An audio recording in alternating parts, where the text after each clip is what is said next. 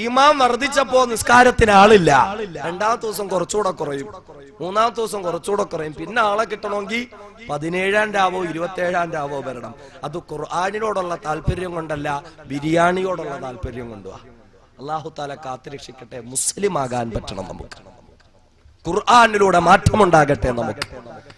വിശുദ്ധമായ ഖുർആൻ ഈ ലോകത്തുണ്ടാക്കിയെടുത്ത മഹാമഹത്തായ ഒരുപാട് അത്ഭുതങ്ങൾ നമ്മൾ മനസ്സിലാക്കണം സഹോദരങ്ങളെ. ഖുർആൻ എത്രയോ മനുഷ്യ മനസ്സുകളിൽ മാറ്റം ഉണ്ടാക്കി. ഖുർആൻ എത്രയോ മനുഷ്യ മനസ്സുകളിൽ അല്ലാഹു റബ്ബുൽ ഇസ്സത്തിനെ പറ്റിയുള്ള വിശ്വാസത്തിന്റെ വെളിച്ചം വീശിക്കൊടുക്കാൻ കാരണമായി മാറി.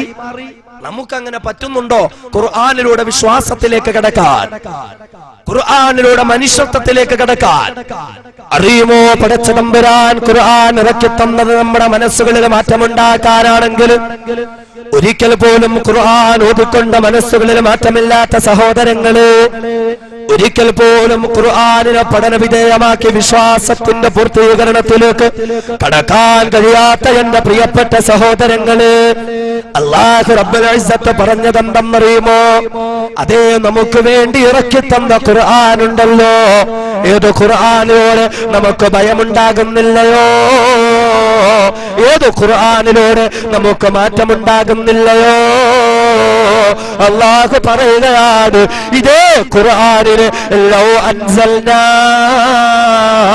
ഹാദൽ ഖുർആന അലാ ജബൽ, ഈ വിശുദ്ധമായ ഖുർആനിനെ ഞാൻ മനുഷ്യർക്ക് ഇറക്കി കൊടുത്തതിന് പകരം കുറെ പാറക്കല്ലുകളിലേക്ക് ഇറക്കിയിരുന്നെങ്കിലോ, കുറെ പർവ്വതങ്ങളിലേക്ക് ഇറക്കിയിരുന്നെങ്കിലോ, കുറെ ഹിമ മൂടിക്കിടക്കുന്നതായ മലമുകളിലേക്ക് ഇറക്കിക്കൊടുത്തിരുന്നെങ്കിലോ?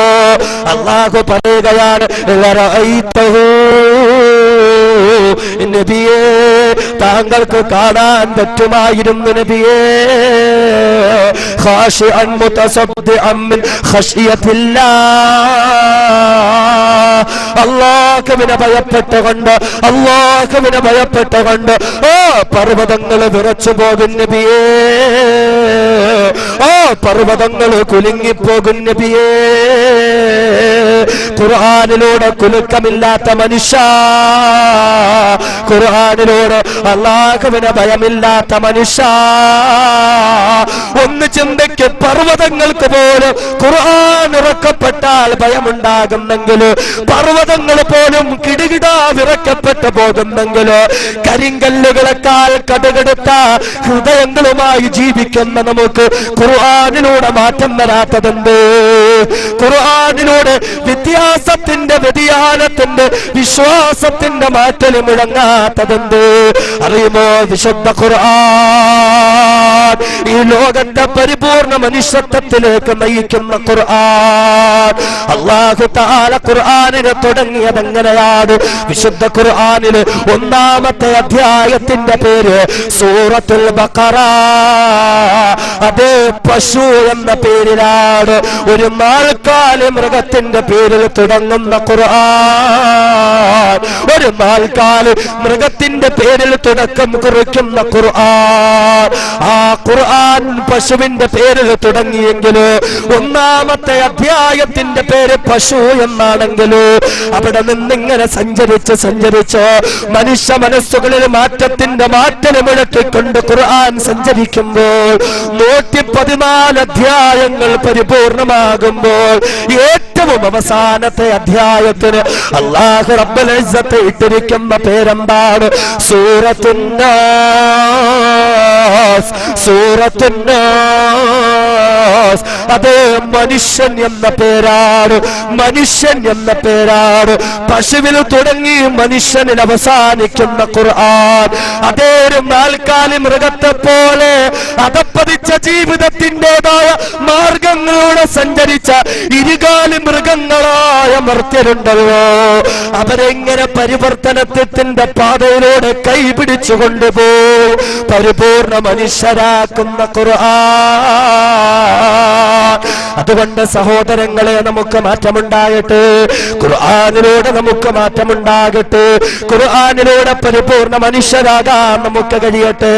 അറിയുമോ എന്റെ പ്രിയപ്പെട്ട സഹോദരിമാരെ, മഗ്‌രിബ് ഇശാഇനിടയിലുള്ള പുണ്യമായ സമയങ്ങളും സന്ദർഭങ്ങളിലും റിയാലിറ്റി ഷോകൾക്ക് വേണ്ടി കൊടുക്കുന്ന സഹോദരി,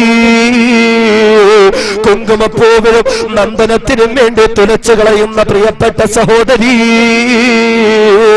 അറിയുമോ ഈ ലോകത്ത് വഴികെട്ട ജീവിതം നയിച്ച ഒരുപാട് സ്ത്രീകൾ ഉണ്ടായിരുന്നു. അല്ലാഹനെ അറിയാത്ത, റസൂലുള്ളാഹിനെ അറിയാത്ത, വിശുദ്ധ ദീനുൽ ഇസ്ലാമിനെ നശിപ്പിക്കാൻ വേണ്ടി ജീവിതം മാറ്റിവെച്ച മനുഷ്യരുണ്ടായിരുന്നു. അറിയുമോ എന്റെ സഹോദരി, ഒരു കാലത്ത് ഇസ്ലാമിന്റെ ശത്രുക്കളായ അമേരിക്കയ്ക്ക് വേണ്ടി ചാരപ്രവർത്തനം നടത്തിയിരുന്ന ഒരു പെണ്ണ്, അന്താരാഷ്ട്ര ചാനലുകൾക്ക് വേണ്ടി ഇസ്ലാമിനെതിരെ പരിപാടികൾ അവതരിപ്പിച്ചിരുന്ന ഒരു പെണ്ണ്. ആ പെണ്ണതാ ഒരിക്കൽ മുസ്ലിമുകളുടെ കൈകളിൽ അകപ്പെട്ടു പോവുകയാണ്.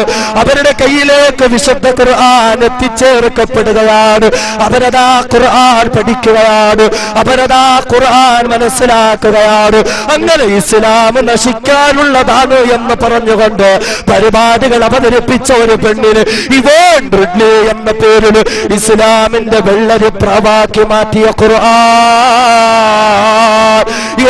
എന്റെ സഹോദരി, ഖുർആനിലൂടെ നിന്റെ ജീവിതത്തിൽ മാറ്റം വരാത്തത്? എന്തോ ഖുർആനിലൂടെ നിന്റെ ജീവിതത്തിൽ പരിശുദ്ധി കടന്നു വരാത്തത് എന്ന് മാത്രമല്ല, അറിയുമോ ഒരു കാലത്ത് ചീഞ്ഞളിഞ്ഞു നാറുന്ന പാശ്ചാത്യ സംസ്കാരങ്ങൾ ജീവിതത്തിന്റെ ഭാഗമാക്കിക്കൊണ്ട് ജീവിച്ചിരുന്ന ഒരു പെണ്ണ്, അമേരിക്കക്കാരുടെ കയ്യിലെ കളിപ്പാവയായിരുന്ന ഒരു പെണ്ണ്, അവസാനം ഖുർആൻ അറിയുകയാണ്, ഖുർആൻ പഠിക്കുകയാണ്. അങ്ങനെ ആ പെണ്ണിന് മാറ്റം വരികയാണ്. ഇന്നുതാ മർഹൂമ മറിയം ജമീല എന്ന പേരിൽ അല്ലാഹുവിന്റെ വിശുദ്ധ ദീനുൽ ഇസ്ലാമിന്റെ അറിയപ്പെട്ട ഒരു പ്രബോധകയായി മാറിയിരിക്കുകയാണ്. എന്തുകൊണ്ടാ സഹോദരി നമ്മുടെ ജീവിതത്തിൽ ഖുർആനിന് മാറ്റമില്ലാത്തത്?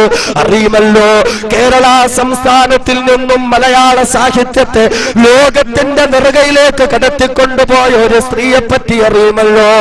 മലയാള സാഹിത്യത്തിന്റെ മാണിക്യക്കല്ലായിരുന്ന തൃശൂർ ജില്ലയിലെ പുന്നയൂർക്കുളത്തെ നാലപ്പാട്ട് കുടുംബത്തില് മാധവിക്കുട്ടി എന്ന പേരുള്ള പെണ്ണിനെ നിങ്ങൾക്കറിയുമല്ലോ. തന്റെ ആത്മകഥകളിലൂടെ വായനക്കാരുടെ ചോര ചൂട് പിടിപ്പിച്ച മാധവിക്കുട്ടിയുണ്ടല്ലോ. തന്റെ ആത്മകഥകളിലൂടെ യുവാക്കളുടെ സിരകളിലൂടെ അതേ ലഹരി പടർത്തിവിട്ട മാധവിക്കുട്ടിയുണ്ടല്ലോ. ആ മാധവിക്കുട്ടി മലയാള സാഹിത്യത്തിന്റെ മാണിക്യക്കല്ലായിരുന്നെങ്കിൽ അതിനേക്കാളേറെ മലയാള സാഹിത്യത്തിന്റെ മാണിക്യക്കല്ലിനേക്കാൾ ഏറെ പ്രശോഭിതമായ വാനിൽ മിന്നിത്തിളങ്ങുന്ന താരകമായ കമലാസുരയ്യ എന്ന പരിശുദ്ധ വനിതയിലേക്ക് കൈപിടിച്ച് നടത്തിയ ഖുർആൻ കഴിയട്ടെ സഹോദരിമാരെ, കഴിയട്ടെ സഹോദരി. ഖുർആനിലൂടെ നമുക്ക് മാറ്റമുണ്ടാകട്ടെ, ഖുർആനിലൂടെ നമുക്ക് മാറ്റമുണ്ടാകട്ടെ. അല്ലാഹുവിന്റെ ഖുർആൻ നമ്മുടെ മനസ്സുകളെ മാറ്റിമറിക്കട്ടെ. വേണ്ട, ഖുർആനിനെ പറ്റി അറിയാൻ പാശ്ചാത്യ ലോകങ്ങളിലേക്ക് പോകണ്ട. ഖുർആനിനെ പറ്റി അറിയാൻ മരണപ്പെട്ടു പോയ മർഹൂമ മറിയം ജമീലയിലേക്കോ മർഹൂമ കമലാ സുരയ്യയിലേക്കോ പോകണ്ട. എന്റെ സഹോദരി, ഖുർആനിലൂടെ ഉണ്ടായ ഒരു മഹാത്ഭുതത്തെ പറ്റി നിങ്ങൾക്കറിയണോ? ഖുർആനിലൂടെ മാറ്റമുണ്ടായ ഒരു മഹദിയെ പറ്റി നിങ്ങൾക്കറിയണോ? എങ്കിലെന്റെ സഹോദരിമാര്, ഇവിടെ നിന്നൊരു അരമണിക്കൂർ പോലും യാത്ര ചെയ്യണ്ടല്ലോ. പള്ളിക്കൽ എന്ന പ്രദേശത്തേക്കൊന്ന് പോകുമോ? പള്ളിക്കൽ എന്ന പ്രദേശത്തേക്കൊന്ന് പോകുമോ? ആ പള്ളിക്കലേക്ക് ചെന്നാൽ അവിടെ പള്ളിക്കൽ ബനാത്ത് എന്നൊരു സ്ഥാപനമുണ്ട്. ആ പള്ളിക്കൽ ബനാത്തിലേക്ക് ചെന്നാൽ ആമിന ഉമ്മ എന്ന് പേരുള്ള ആ ബനാത്തിന്റെ നടത്തിപ്പുകാരിയെ കാണാൻ കഴിയുന്നതാണ്. ആരാണ് ആമിന ഉമ്മ? ഈ വിശുദ്ധ ദീനുൽ ഇസ്ലാമിന് വേണ്ടി കേരളത്തിന്റെ വിവിധ ഭാഗങ്ങളിൽ വിശുദ്ധ ഖുർആൻ മുൻനിർത്തി, ഹദീസ് മുൻനിർത്തി അല്ലാഹുവിനെ പരിചയപ്പെടുത്തുന്ന ഒരുപാട് സ്ത്രീജനങ്ങളുടെ മനസ്സിൽ മാറ്റം വരുത്തിയ ആമിന ഉമ്മയാണ്. ആ ആമിന ഉമ്മ ഇന്ന് ഖുർആനിന്റെ സ്ഥാപനം നടത്തുകയാണ്.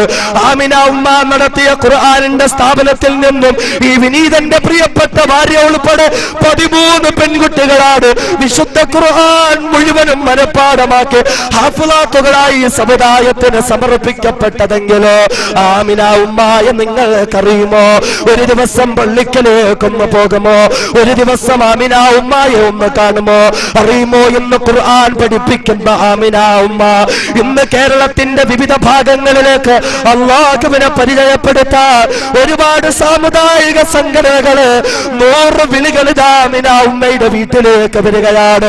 ഒരു ദിവസം ഒന്ന് വരുമോ? 1 മണിക്കൂർ അല്ലാഹനെ പറ്റി ഞങ്ങളുടെ പെണ്ണുങ്ങൾക്കൊന്ന് ക്ലാസ് എടുക്കുമോ? കേരളക്കരയിൽ ഒരുപാട് സംഘടനകൾ കാതോർത്തിരിക്കുകയാണ്. ഈ വിനീതം തന്നെ പാലക്കാട് ജില്ലയിലെ ഐഡിയൽ റിലീഫ് കമ്മിറ്റി എന്ന ഒരു സംഘടനയുടെ പരിപാടിക്ക് വേണ്ടി പോകുമ്പോൾ അവിടെയുള്ള പ്രവർത്തകർ കാലുപിടിച്ച് പറഞ്ഞു, ഉസ്താദ് ഒരു ദിവസം ആമിന ഉമ്മയെ ഞങ്ങൾക്ക് വേണ്ടി ഒന്ന് ബുക്ക് ചെയ്തു തരുമോ? ട്രെയിനിലോ കാറിലോ സഞ്ചരിക്കേണ്ടതില്ല. തിരുവനന്തപുരത്ത് നിന്നും ഫ്ലൈറ്റിൽ യാത്ര ചെയ്ത് കോയമ്പത്തൂർ വന്ന് അവിടെ നിന്നും 1 മണിക്കൂർ AC കാറിൽ യാത്ര ചെയ്തിട്ട് ഞങ്ങളുടെ കൊല്ലങ്കോട് പ്രദേശത്തേക്ക് വന്ന് 1 മണിക്കൂർ അല്ലാഹനെ പറ്റി ഒന്ന് പറയാൻ ഞങ്ങൾക്ക് തരുമോ? ഇപ്രകാരം കേരളത്തിന്റെ നാനാഭാഗങ്ങളിൽ നിന്നും ആമിന ഉമ്മയുടെ 1 മണിക്കൂർ ക്ലാസ്സിന് വേണ്ടി ജനങ്ങൾ ക്യൂ നിൽക്കുകയാണെങ്കിൽ എന്റെ പ്രിയപ്പെട്ട സഹോദരി, എന്റെ ശബ്ദം കേൾക്കുന്ന ഉമ്മമാര്, ആരാണ് ആമിന ഉമ്മ എന്ന് നിങ്ങൾക്കറിയുമോ? ആരാണ് ആമിന ഉമ്മ നിങ്ങൾക്കെന്നറിയുമോ? ആമിന ഉമ്മ നിങ്ങളെപ്പോലെ മുസ്ലിമായി ജനിച്ചവരല്ല. ആമിന ഉമ്മ നിങ്ങളെപ്പോലെ മുസ്ലിം കുടുംബത്തിൽ ബാങ്കും ഇഖാമത്തും കേട്ടുകൊണ്ട് പിറന്നു വീണവരല്ല.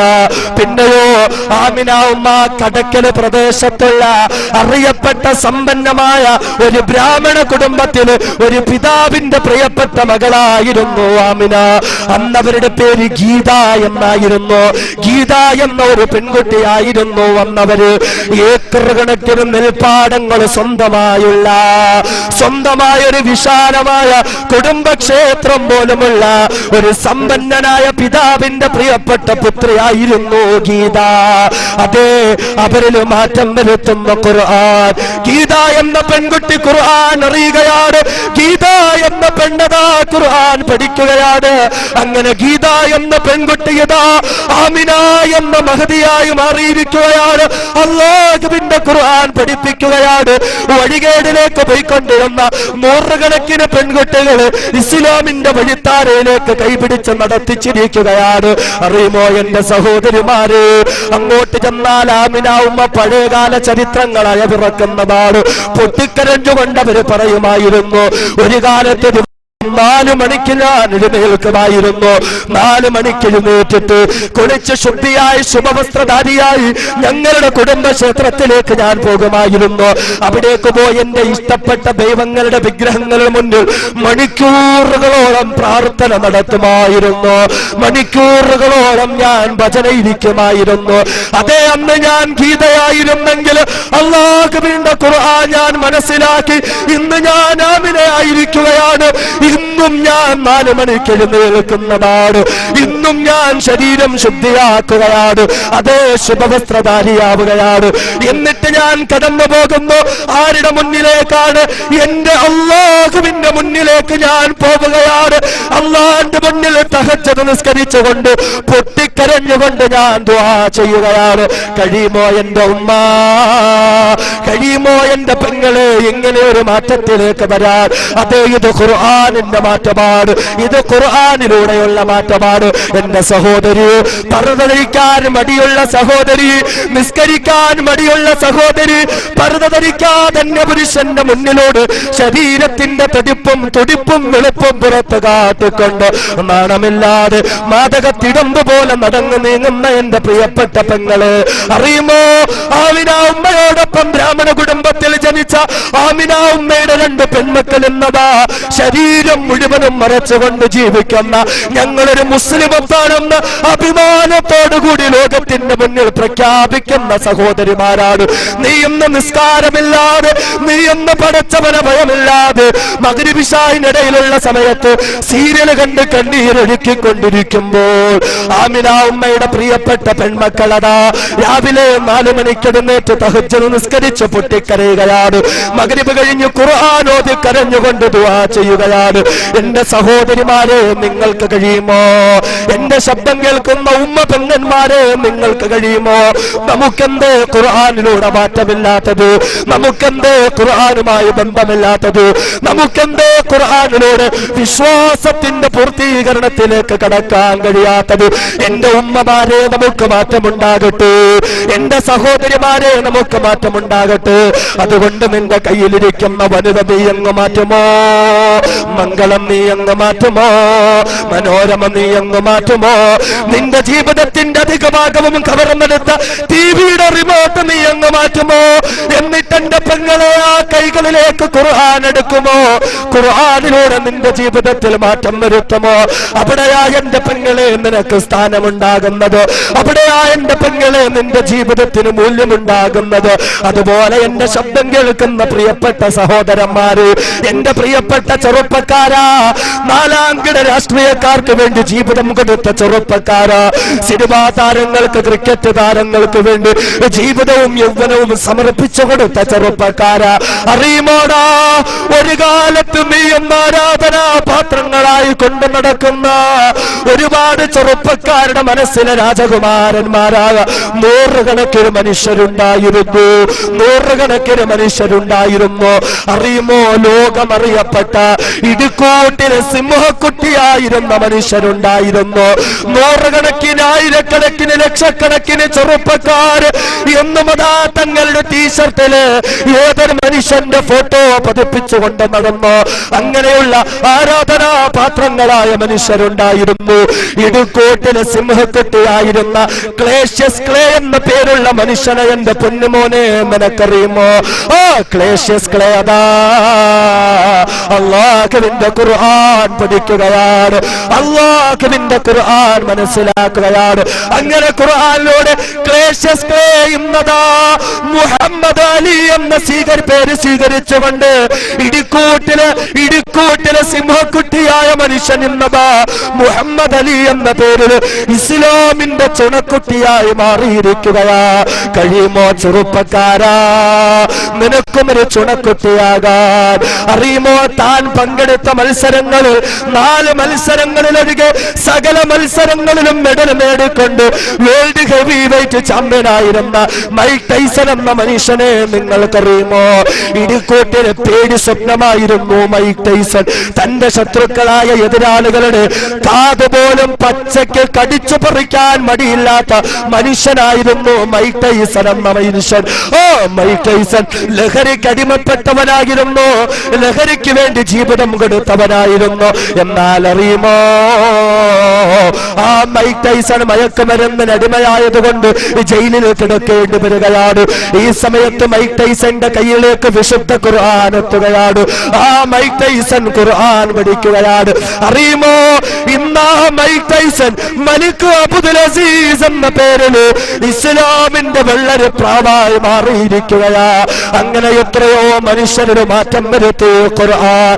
എ.ആർ. റഹ്മാന്റെ പാട്ട് ഇഷ്ടപ്പെടുന്ന ചെറുപ്പക്കാരാ, മൈക്കിൾ ജാക്സന്റെയും ബോബ് മാർലിയുടെയും റോക്ക് മ്യൂസിക്കും പോപ്പ് മ്യൂസിക്കും കാതിലേക്ക് തിരികെ വെച്ചിട്ട് ജീവിതത്തിന്റെ ഒരുപാട് സമയം അതിനുവേണ്ടി കൊടുക്കുന്ന പൊന്നുമോനെ, അറിയുമോടാ, ഒരു കാലത്ത് പോപ്പ് മ്യൂസിക്കിന്റെ രാജകുമാരനായിരുന്ന 2ാം മൈക്കിൾ ജാക്സൺ എന്ന അപരനാമധേയത്താൽ അറിയപ്പെട്ട ഒരു മനുഷ്യനുണ്ടായിരുന്നു. അതേ കേറ്റ് സ്റ്റീഫൻ എന്ന ഒരു മനുഷ്യനാണ്. ലോകത്തിന്റെ വിവിധ ഭാഗങ്ങളിൽ ലക്ഷക്കണക്കിന് ആരാധകരാണ്. അവരുടെ എല്ലാം സിരകളിലൂടെ പോപ്പ് മ്യൂസിക്കിന്റെയും റോക്ക് മ്യൂസിക്കിന്റെയും ലഹരി പടർത്തിവിട്ടതായ കേറ്റ് സ്റ്റീഫൻ എന്ന മനുഷ്യരുണ്ടല്ലോ. അദ്ദേഹം രോഗബാധിതനായ ഒരു ആശുപത്രി കിടക്കയിൽ കിടക്കുകയാണ്. അദ്ദേഹത്തിന്റെ സുഹൃത്തായ ഒരു മുസ്ലിമായ സഹോദരൻ കാണാൻ വരുമ്പോൾ ഒരു ഖുർആനിന്റെ ഇംഗ്ലീഷ് പ്രതിയും കൊണ്ടുവരികയാണ്. അദ്ദേഹത്തിന്റെ തലേണക്കരികിൽ വെച്ച് പോവുകയാണ്. വെറുതെ കിടന്നു മുഷിയുമ്പോൾ കെ സ്റ്റീവൻ അതാ ഖുർആൻ തുറന്നു നോക്കുകയാണ്. എത്രയോ നല്ല വാചകങ്ങളാണ്, എത്രയോ നല്ല വചനങ്ങളാണ് മനുഷ്യ ജീവിതത്തിൽ മാറ്റം വരുത്തുന്ന എത്രയോ നല്ല നല്ല ദിവ്യസൂക്തങ്ങളാണ്. അത് ആ കെ സ്റ്റീവനിൽ മാറ്റം വരികയാണ്. ഒരു കാലത്ത് ലോകം മുഴുവനും മ്യൂസിക്കിന് വേണ്ടി യാത്ര നടത്തി. അതേ അന്ന് ഞാൻ ഗീതയായിരുന്നെങ്കിൽ അല്ലാഹുവിന്റെ ഖുർആൻ ഞാൻ മനസ്സിലാക്കി ഇന്ന് ഞാൻ ആമിനയായിരിക്കുകയാണ്. ഇന്നും ഞാൻ 4 മണിക്ക് എഴുന്നേൽക്കുന്നതാണ്. ഇന്നും ഞാൻ ശരീരം ശുദ്ധിയാക്കുകയാണ്. അതേ ശുഭവസ്ത്രധാരിയാവുകയാണ്. എന്നിട്ട് ഞാൻ കടന്നു പോകുന്നു ആരുടെ മുന്നിലേക്കാണ്? എന്റെ അല്ലാഹുവിന്റെ മുന്നിലേക്ക് ഞാൻ പോവുകയാണ്. അല്ലാഹുവിന്റെ മുന്നിൽ തഹജ്ജുദ് നിസ്കരിച്ചുകൊണ്ട് പൊട്ടിക്കരഞ്ഞുകൊണ്ട് ഞാൻ ദുആ ചെയ്യുകയാണ്. കഴിയുമോ എന്റെ ഉമ്മ, കഴിയുമോ എന്റെ പെങ്ങളെ ഇങ്ങനെ ഒരു മാറ്റത്തിലേക്ക് വരാൻ? അതേ ഇത് ഖുർആനിന്റെ മാറ്റമാണ്, ഇത് ഖുർആനിലൂടെയുള്ള മാറ്റമാണ്. എന്റെ സഹോദരി, പർദ്ദ ധരിക്കാൻ മടിയുള്ള സഹോദരി, നിസ്കരിക്കാൻ മടിയുള്ള സഹോദരി, പർദ്ദ ധരിക്കാതെ പുരുഷന്റെ മുന്നിലോട് ശരീരത്തിന്റെ തുടിപ്പും വെളുപ്പും പുറത്ത് കാട്ടിക്കൊണ്ട് നാണമില്ലാതെ മാദകത്തിടമ്പ് പോലെ നടന്നു നീങ്ങുന്ന എന്റെ പ്രിയപ്പെട്ട പെങ്ങള്, അറിയുമോ ആമിന ഉമ്മയോടൊപ്പം ബ്രാഹ്മണ കുടുംബത്തിൽ ജനിച്ച ആമിന ഉമ്മയുടെ 2 പെൺമക്കൾ എന്നതാ ശരീരം മുഴുവനും മറച്ചുകൊണ്ട് ജീവിക്കുന്ന ഞങ്ങളൊരു മുസ്ലിമത്താണെന്ന് അഭിമാനത്തോടുകൂടി ലോകത്തിന്റെ മുന്നിൽ പ്രഖ്യാപിക്കുന്ന സഹോദരിമാരാണ്. നീ ഇന്ന് നിസ്കാരമില്ലാതെ, നീ ഇന്ന് പടച്ചവന ഭയമില്ലാതെ മഗ്‌രിബ് ഇശാഇനിടയിലുള്ള സമയത്ത് സീരിയൽ കണ്ട് കണ്ണീരൊഴുക്കിക്കൊണ്ടിരിക്കുമ്പോൾ ആമിന ഉമ്മയുടെ പ്രിയപ്പെട്ട പെൺമക്കളതാ രാവിലെ 4 മണിക്ക് എഴുന്നേറ്റ് തഹജ്ജുദ് നിസ്കരിച്ച് പൊട്ടിക്കരയുകയാണ്. മഗ്‌രിബ് കഴിഞ്ഞ് ഖുർആൻ ഓതി കരഞ്ഞുകൊണ്ട് ദുആ ചെയ്യുകയാണ്. എന്റെ സഹോദരിമാരെ, നിങ്ങൾക്ക് കഴിയുമോ? എന്റെ ശബ്ദം കേൾക്കുന്ന ഉമ്മ പെങ്ങന്മാരെ, നിങ്ങൾക്ക് കഴിയുമോ? നമുക്കെന്തേ ഖുർആനിലൂടെ മാറ്റമില്ലാത്തത്? നമുക്കെന്തേ ഖുർആനുമായി ബന്ധമില്ലാത്തത്? നമുക്കെന്തേ ഖുർആനിലൂടെ വിശ്വാസത്തിന്റെ പൂർത്തീകരണത്തിലേക്ക് കടക്കാൻ കഴിയാത്തത്? എന്റെ ഉമ്മമാരെ, നമുക്ക് മാറ്റമുണ്ടാകട്ടെ. എന്റെ സഹോദരിമാരെ, നമുക്ക് മാറ്റമുണ്ടാകട്ടെ. അതുകൊണ്ട് നിന്റെ കയ്യിലിരിക്കുന്ന വനിത നീ അങ്ങ് മാറ്റുമോ? മംഗളം നീ അങ്ങ് മാറ്റുമോ? മനോരമ നീ അങ്ങ് മാറ്റുമോ? നിന്റെ ജീവിതത്തിന്റെ അധിക ഭാഗവും കവർന്നെടുത്ത ടിവിയുടെ റിമോട്ട് നീ അങ്ങ് മാറ്റുമോ? എന്നിട്ട് എന്റെ പെങ്ങളെ ആ കൈകളിലേക്ക് ഖുർആൻ എടുക്കുമോ? ഖുർആനിലൂടെ നിന്റെ ജീവിതത്തിൽ മാറ്റം വരുത്തുമോ? അവിടെയാ എന്റെ പെങ്ങളെ നിനക്ക് സ്ഥാനമുണ്ടാകുന്നത്. അവിടെയാ എന്റെ പെങ്ങളെ നിന്റെ ജീവിതത്തിന് മൂല്യമുണ്ടാകുന്നത്.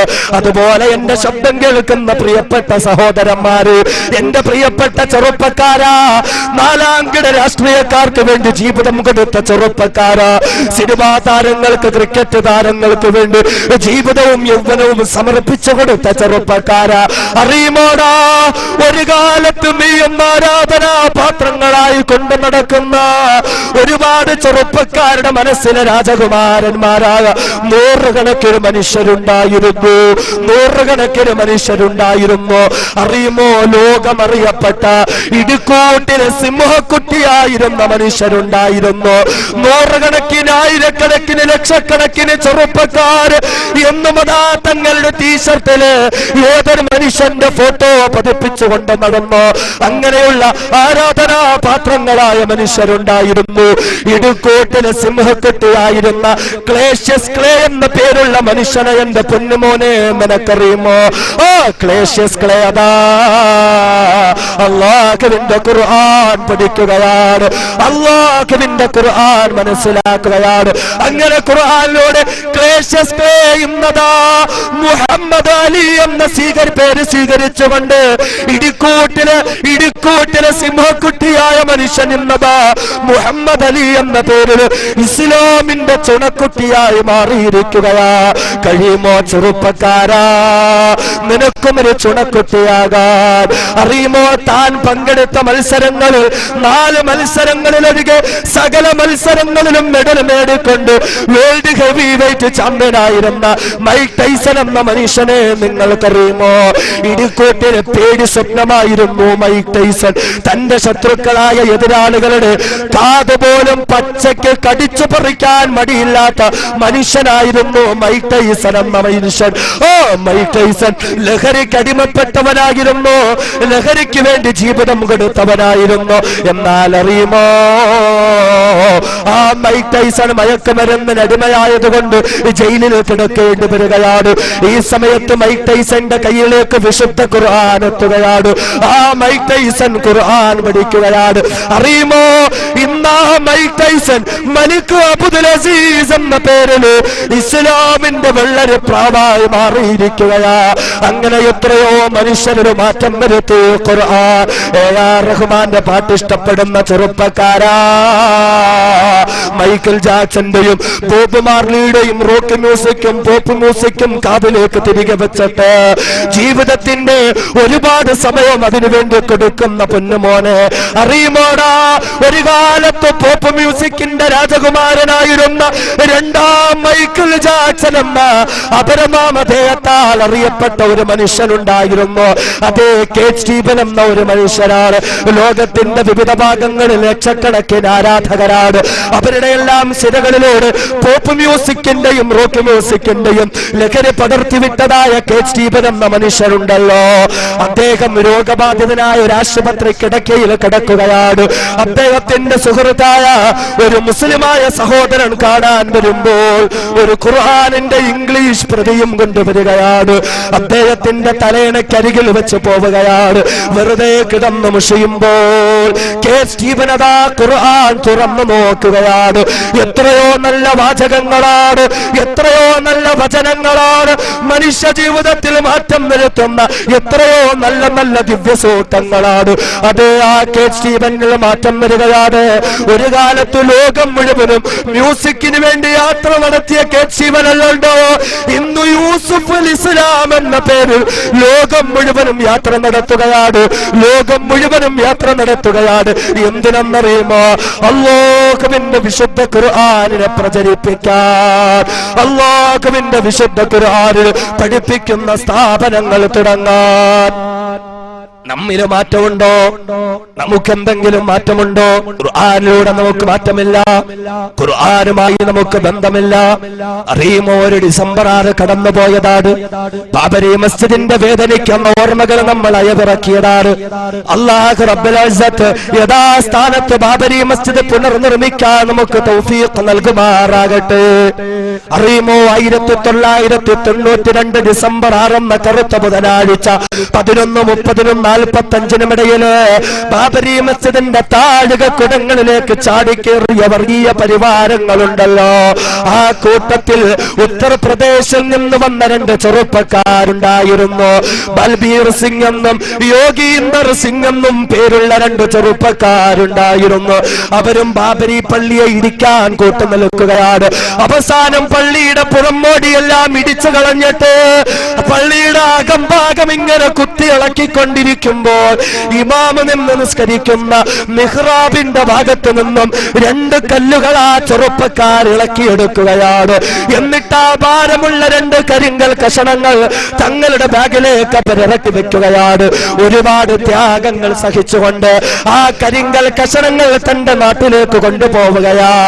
എന്തിനെന്നറിയുമോ?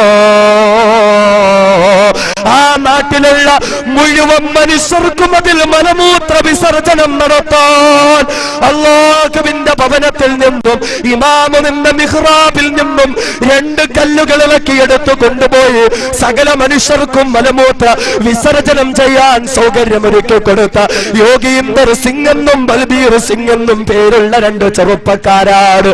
അതേ എന്റെ സഹോദരങ്ങള്, ഉത്തർപ്രദേശ് സംസ്ഥാനത്തിലേക്കൊന്ന് പോകുമോ, പുലത്ത് എന്ന ജില്ലയിലേക്കൊന്ന് പോകുമോ, അവിടെ ചെന്ന് ബൽബീർ സിംഗിനെയും യോഗീന്ദർ സിംഗിനെയും ഒന്ന് കാണണമെന്ന് നാട്ടുകാരോട് ആവശ്യപ്പെടുമോ? ആ നാട്ടുകാര് നിന്നെ 2 പേരുടെ അടുക്കലേക്ക് കൊണ്ടുപോവുകയാണ്. അവരുടെ അവസ്ഥ എന്തെന്നറിയുമോ? നെഞ്ചുവരെ ദാടി വളർത്തിയവരാണ്, തലപ്പാവ് കെട്ടിയവരാണ്, സുന്നത്തായി വേഷം ധരിച്ചവരാണ്.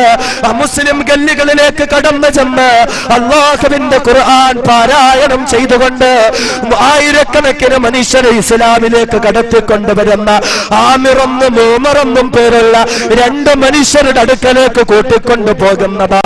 ആരാണ് ആമിറെന്നറിയുമോ ചെറുപ്പക്കാരാ? ആരാണ് ഉമറെന്നറിയുമോ ചെറുപ്പക്കാരാ? അതേ 21 വർഷം മുമ്പ് ബാബരിയിലേക്ക് ചാടിക്കേറിയ ബൽബീർ സിംഗ് ഉണ്ടല്ലോ, ബാബരിയിലേക്ക് ചാടിക്കേറിയ യോഗീന്ദർ സിംഗ് ഉണ്ടല്ലോ, കല്ലറയ്ക്ക് കൊണ്ടുപോയി മലമൂത്ര വിസർജനം നടത്തിയവരുണ്ടല്ലോ. അതേ അവര് ഖുർആൻ പഠിക്കുകയാണ്. മൗലാന കലീം സിദ്ദീഖി എന്ന മഹാനിൽ നിന്നും അവര് ഖുർആൻ പഠിക്കുകയാണ്. അവര് ഖുർആൻ മനസ്സിലാക്കുകയാണ്. പൊട്ടിക്കരഞ്ഞുകൊണ്ട് ഇസ്ലാമിലേക്ക് കടന്നു വരികയാണ്. ഇന്നവാ ഖുർആനിന്റെ പ്രചാരകരായി മാറിയിരിക്കുകയാ. കഴിയുമോ സഹോദരങ്ങളെ? നമുക്കെന്ത് മാറ്റമുണ്ടാക്കാൻ കഴിയുന്നു? നമ്മുടെ ജീവിതത്തിൽ ഖുർആൻ എന്ത് സ്വാധീനം ചെലുത്തുന്നു? അതുകൊണ്ട് നമ്മുടെ വീടുകളിലെ പൊടിപടലങ്ങൾക്കിടയിൽ കിടക്കുന്ന ഖുർആനിന് സ്ഥാനചലനമുണ്ടാകട്ടെ. പള്ളികളിൽ കബർ പോലും ഇളക്കാതിരിക്കുന്ന വിശുദ്ധ ഖുർആൻ സ്ഥാനചലനമുണ്ടാകട്ടെ. ഖുർആൻ പഠിക്കുവാൻ, ഖുർആൻ പാരായണം നടത്തുവാൻ, ഖുർആൻ പ്രാവർത്തികമാക്കുവാൻ, ഖുർആൻ പ്രചാരണം നടത്തുവാൻ കരുണക്കടലായ അല്ലാഹ് ഞങ്ങൾക്ക് നീ തൗഫീഖ് നൽകണേ നാഥാ. ഖുർആനിലൂടെ വന്ന മാറ്റമാണ് ലോകത്തിന്റെ നാനാഭാഗങ്ങളിൽ ഇസ്ലാമിന്റെ ശത്രുക്കളായ ഇസ്ലാമിനെ നശിപ്പിക്കാൻ നടന്ന മനുഷ്യർ, അവരിൽ പോലും മാറ്റം ഉണ്ടായി. അവരെല്ലാം ഇന്ന് ഖുർആനിന്റെ വക്താക്കളായി മാറിയെങ്കിൽ എന്തേ സഹോദരങ്ങളെ നമുക്ക് കഴിയാത്തത്? ലോകം ഇന്ന് ഖുർആനിലുണ്ടായ മാറ്റത്തിനാ കൊതിക്കുന്നത്. നമുക്കറിയാമല്ലോ, ഇന്ത്യ രാജ്യത്തെ സംബന്ധിച്ചിടത്തോളം ഇന്ത്യ രാജ്യത്ത് ഒരുപാട് പ്രശ്നങ്ങളുണ്ട്. ഒരുപാട് പ്രശ്നങ്ങളിലൂടെയും പ്രതിസന്ധികളിലൂടെയുമാണ് ഇന്ത്യ രാജ്യം മുന്നോട്ട് പോയിക്കൊണ്ടിരിക്കുന്നത്, അല്ലേ? ഇന്ത്യ രാജ്യത്തിന്റെ മോചനം എവിടെയാണ്? ഇന്ത്യ രാജ്യം ആരിലൂടെയാണ് മോചിപ്പിക്കപ്പെടുന്നത്? എല്ലാവരും ഇന്നിങ്ങനെ അതിനെപ്പറ്റി തലപുകഞ്ഞ് ആലോചിച്ചുകൊണ്ടിരിക്കുക, തലപുകഞ്ഞ് ആലോചിച്ചുകൊണ്ടിരിക്കുന്നു. ഇന്ത്യ രാജ്യത്തിന്റെ മോചനോടെ പലരും പറയുന്നു, ഈ കയ്യിലോട്ട് വെച്ചാൽ അത് ഇവിടെ അങ്ങ് സുഭദ്രാവുന്ന, അങ്ങോട്ട് വെച്ചു കൊടുത്താൽ മതി, വലിച്ചു കീറി 4 കഷണമാക്കി ഇനി തരും. അല്ലാഹു തആല കാത്തു രക്ഷിക്കുമാറാകട്ടെ. ഇന്ത്യ രാജ്യത്തിന്റെ മോചനം എവിടെയാ? ഇന്ത്യ രാജ്യത്തിന്റെ മോചനം, അല്ലേ? അഴിമതി ഒരു പ്രശ്നമാണ്, കൈക്കൂലി ഒരു പ്രശ്നമാണ്, വർഗീയ കലാപങ്ങൾ ഒരു പ്രശ്നമാണ്, ആരാധനാലയങ്ങൾ തല്ലി തകർത്ത് തരിപ്പണമാക്കപ്പെട്ടിട്ട് ഈ സമുദായത്തിലെ, ഈ രാജ്യത്തിലെ ന്യൂനപക്ഷ വിഭാഗത്തിന്റെ അവകാശങ്ങൾ തള്ളിക്കളയുന്നതൊരു പ്രശ്നമാണ്. ഈ രാജ്യത്തുള്ള ന്യൂനപക്ഷ സമുദായമായ മുസ്ലിം സമുദായത്തിലെ ആയിരക്കണക്കിന് കോടിക്കണക്കിന് രൂപ വിലയുള്ള വഖഫ് ബോർഡിന്റെ വസ്തുവകകൾ പോലും അന്യാധീനപ്പെട്ടുകൊണ്ടിരിക്കുകയാണ്. പാവപ്പെട്ട ദലിത് സമുദായത്തിൽപ്പെട്ട ഹൈന്ദവ സഹോദരങ്ങൾ പട്ടിണി കൊണ്ടെന്ന് മരണപ്പെട്ടുകൊണ്ടിരിക്കുകയാണ്. എവിടെയാണ് ഇന്ത്യ രാജ്യത്തിനൊരു മോചനം ഉള്ളത്? ഇന്ത്യ രാജ്യത്തിന്റെ മോചനം എവിടെയാണ്? ഇനിയിപ്പോ ജനുവരി 26 വരും, അല്ലെ? ഒരു മാസം കഴിയുമ്പോൾ ജനുവരി 26 റിപ്പബ്ലിക് ദിനമായി. ഇന്ത്യ രാജ്യത്തിന്റെ വിവിധ ഭാഗങ്ങളിൽ ഗാന്ധിയന്മാരും രാഷ്ട്രീയ മേലാളന്മാരും മണിക്കൂറുകളോളം മൈക്ക് കടിച്ചു പറിച്ച് പ്രഭാഷണം നടത്തും. ഇന്ത്യ രാജ്യം രക്ഷപ്പെടണമെങ്കിൽ ഗാന്ധിയൻ സംസ്കാരങ്ങളിൽ മടങ്ങണമെന്ന്. ഇന്ത്യ രാജ്യം രക്ഷപ്പെടണമെങ്കിൽ ഗാന്ധിജി സ്വപ്നം കണ്ട ഇന്ത്യയിലേക്ക് മടങ്ങണം. തെറ്റൊന്നുമില്ല, ശരിയാണ്, ആയിക്കോട്ടെ. മോഹൻദാസ് കരംചന്ദ് ഗാന്ധി ഇന്ത്യ രാജ്യത്തുള്ള സർവ്വ മനുഷ്യരെ ആദരിക്കുന്നു, ബഹുമാനിക്കുന്നു. അദ്ദേഹം ഈ രാജ്യത്തിന്റെ രാഷ്ട്രപിതാവ് തന്നെയാണ്. എന്നാൽ എല്ലാവരും പറയുന്നു അദ്ദേഹം സ്വപ്നം കണ്ട് ഇന്ത്യയിലേക്ക് പോകണം. പക്ഷേ ഗാന്ധി സ്വപ്നം കണ്ട് ഇന്ത്യ ഏതാ അത് പറയാൻ ആരും തയ്യാറല്ല. ഗാന്ധി സ്വപ്നം കണ്ട് ഇന്ത്യയിലേക്ക് മടങ്ങട്ടെ, കുഴപ്പമില്ല. പക്ഷേ ഗാന്ധി സ്വപ്നം കണ്ട് ഇന്ത്യ ഏതാ അത് പറയാൻ ആരും തയ്യാറാവില്ല. അത് നമ്മളെങ്കിലും അറിയണം. ഗാന്ധി സ്വപ്നം കണ്ട് ഇന്ത്യ ഏതാ? ഗാന്ധി സ്വപ്നം കണ്ട് ഇന്ത്യ ഏതാണ്? അദ്ദേഹത്തിന്റെ പുസ്തകത്തിൽ മൈ ഓട്ടോബയോഗ്രാഫി, എന്റെ സത്യാന്വേഷണ പരീക്ഷണങ്ങൾ എന്ന പുസ്തകത്തിൽ എഴുതുന്നു, if India has to improve, India രക്ഷപ്പെടണോ, ഇന്ത്യ രാജ്യം ഗതി പിടിക്കണോ, അഴിമതിയില്ലാത്ത, കൈക്കോലിയില്ലാത്ത, വർഗീയ കലാപങ്ങളില്ലാത്ത, വർഗീയ കോമരങ്ങൾ ഉറഞ്ഞു തുള്ളാത്ത ഒരു ഇന്ത്യ രാജ്യം നിങ്ങൾക്ക് കാണണോ എങ്കിൽ it should be ruled by a dictator as honest and upright as Hazrat Umar. ഉമറിനെ പോലെ ഒരു അധികാരി ഇന്ത്യക്ക് ഉണ്ടാകട്ടെ. 14 നൂറ്റാണ്ടുകൾക്ക് മുമ്പ് മദീന ആസ്ഥാനമാക്കിക്കൊണ്ട് ലോകത്തിന്റെ 4/3 ഭാഗത്തെയും ഭരിച്ച മഹാനായ അമീറുൽ മുഅ്മിനീൻ ഖലീഫ ഉമറുൽ ഫാറൂഖ് റളിയല്ലാഹു അൻഹുവിന്റെ ഭരണത്തിലേക്ക് ഇന്ത്യ രാജ്യം മടക്കപ്പെടട്ടെ. The best thing that happened to India. ഇന്ത്യയിൽ സംഭവിക്കാവുന്ന ഏറ്റവും നല്ല കാര്യം അതാണെന്നാണ് അദ്ദേഹം പറഞ്ഞത്. ഇന്ത്യയിൽ ഉണ്ടാകുന്ന ഏറ്റവും നല്ല കാര്യം ഉമറിനെ പോലെ ഈമാനും ആവേശവുമുള്ള ഒരാളുടെ കയ്യിലേക്ക് ഇന്ത്യ രാജ്യത്തിന്റെ ഭരണം ചെന്നെത്തലാണ്. ഇന്ത്യ രാജ്യം ഉമറിന് വേണ്ടി കുതിക്കുന്നു. ലോകം അറിയപ്പെട്ട ചക്രവർത്തിമാരുണ്ടായിരുന്നു നെപ്പോളിയൻ ബോണപ്പാർട്ടിനെ പോലെ. നെപ്പോളിയൻ ബോണപ്പാർട്ട് പറഞ്ഞത്, എനിക്കിനി ജീവിതത്തിൽ 2 ആഗ്രഹങ്ങളെ ബാക്കിയുള്ളൂ, ബാക്കിയെല്ലാം സാധിക്കപ്പെട്ടു, എനിക്ക് സാധിക്കാൻ ഇനി 2 ആഗ്രഹങ്ങളേ ഉള്ളൂ. ഒന്ന്, I want to rain the whole world. ലോകം മുഴുവനും എനിക്ക് ഭരിക്കണം, ലോകം മുഴുവനും എന്റെ കാൽ കീഴിലാക്കണം. അതെന്റെ അടക്കാനാകാത്തൊരാഗ്രഹമാണ്. എന്റെ 2ാമത്തെ ആഗ്രഹം, അങ്ങനെ ലോകം മുഴുവൻ ഞാൻ ഭരണം നടത്തുമ്പോൾ ആ ഭരണം ലൈക്ക് ഹസ്രത്ത് ഉമർ, ആ ഭരണം ഉമറിന്റെ ഭരണമായിരിക്കും. ഉമറിന്റെ ഭരണത്തിന് ഇത്രത്തോളം സ്ഥാനമുണ്ട്. ഇംഗ്ലണ്ടിലെ പ്രശസ്തനായ എഴുത്തുകാരൻ സർ തോമസ് ഹാർട്ട്ലി ഒരു പുസ്തകം എഴുതി, the sword of peace and justice, നീതിയുടെ പടവാൾ. നീതിയുടെ പടവാൾ ആരെ പറ്റിയ? മഹാനായ സയ്യിദുനാ ഉമറുൽ ഫാറൂഖ് റളിയല്ലാഹു അൻഹുവിനെ പറ്റിയാണ്. ഇനിയിപ്പോ നബിദിനം വരുമ്പോൾ നബിദിന സദസ്സുകളെല്ലാം നമ്മൾ കേൾക്കുന്ന ഒരു പേരുണ്ട്, ഡോക്ടർ മൈക്കിൾ എച്ച് ഹാർട്ട്, അല്ലേ? അദ്ദേഹം ഒരു പുസ്തകം എഴുതി, The 100 a ranking of the most influential persons in history. ചരിത്രത്തിൽ സ്വാധീനം ചെലുത്തിയ 100 മഹാരഥന്മാർ എന്ന പേരിൽ ഒരു പുസ്തകം എഴുതി. 100 പേരെ പറ്റി പുസ്തകം എഴുതി. അതിൽ 2 മുസ്ലിങ്ങളെ പേരെ വന്നത്. 100 പേരെ പറ്റി പുസ്തകം എഴുതിയിട്ട് 2 മുസ്ലിങ്ങളെ പേരെ വന്നുള്ളൂ. അതിൽ ഒന്നാമതായി തന്നെ കൊണ്ടുവന്നു മഹാനായ സയ്യിദുനാ മുത്തലി മുഹമ്മദ് മുസ്തഫ സല്ലല്ലാഹു അലൈഹി വസല്ലമ തങ്ങൾ. ശേഷം വന്നത് 49ാമത്തെ പ്രാവശ്യം 49ാമത്തെ പാഠത്തിൽ സയ്യിദുനാ ഉമറുൽ ഫാറൂഖ് റളിയല്ലാഹു അൻഹു. ഉമർ റളിയല്ലാഹു അൻഹുവിനെ എല്ലാവരും അംഗീകരിക്കുന്നുണ്ട്, ഉമർ റളിയല്ലാഹു അൻഹുവിനെ എല്ലാവരും ആദരിക്കുന്നുണ്ട്, എല്ലാവരും ആ ഭരണത്തിന് വേണ്ടി കുതിക്കുന്നുണ്ട്. എന്നാൽ ഈ ഉമർ ആരായിരുന്നെന്നറിയോ? എല്ലാ ദിവസവും രാവിലെ ഉമറിന്റെ പിതാവ്, ഉമറിന്റെ വാപ്പ ഖത്താബ് 100 ഒട്ടകങ്ങളെയും കയ്യിൽ കൊടുത്തിട്ട് പറയും, ഒട്ടകത്തെ മേയിച്ചിട്ട് വരാൻ പറയും.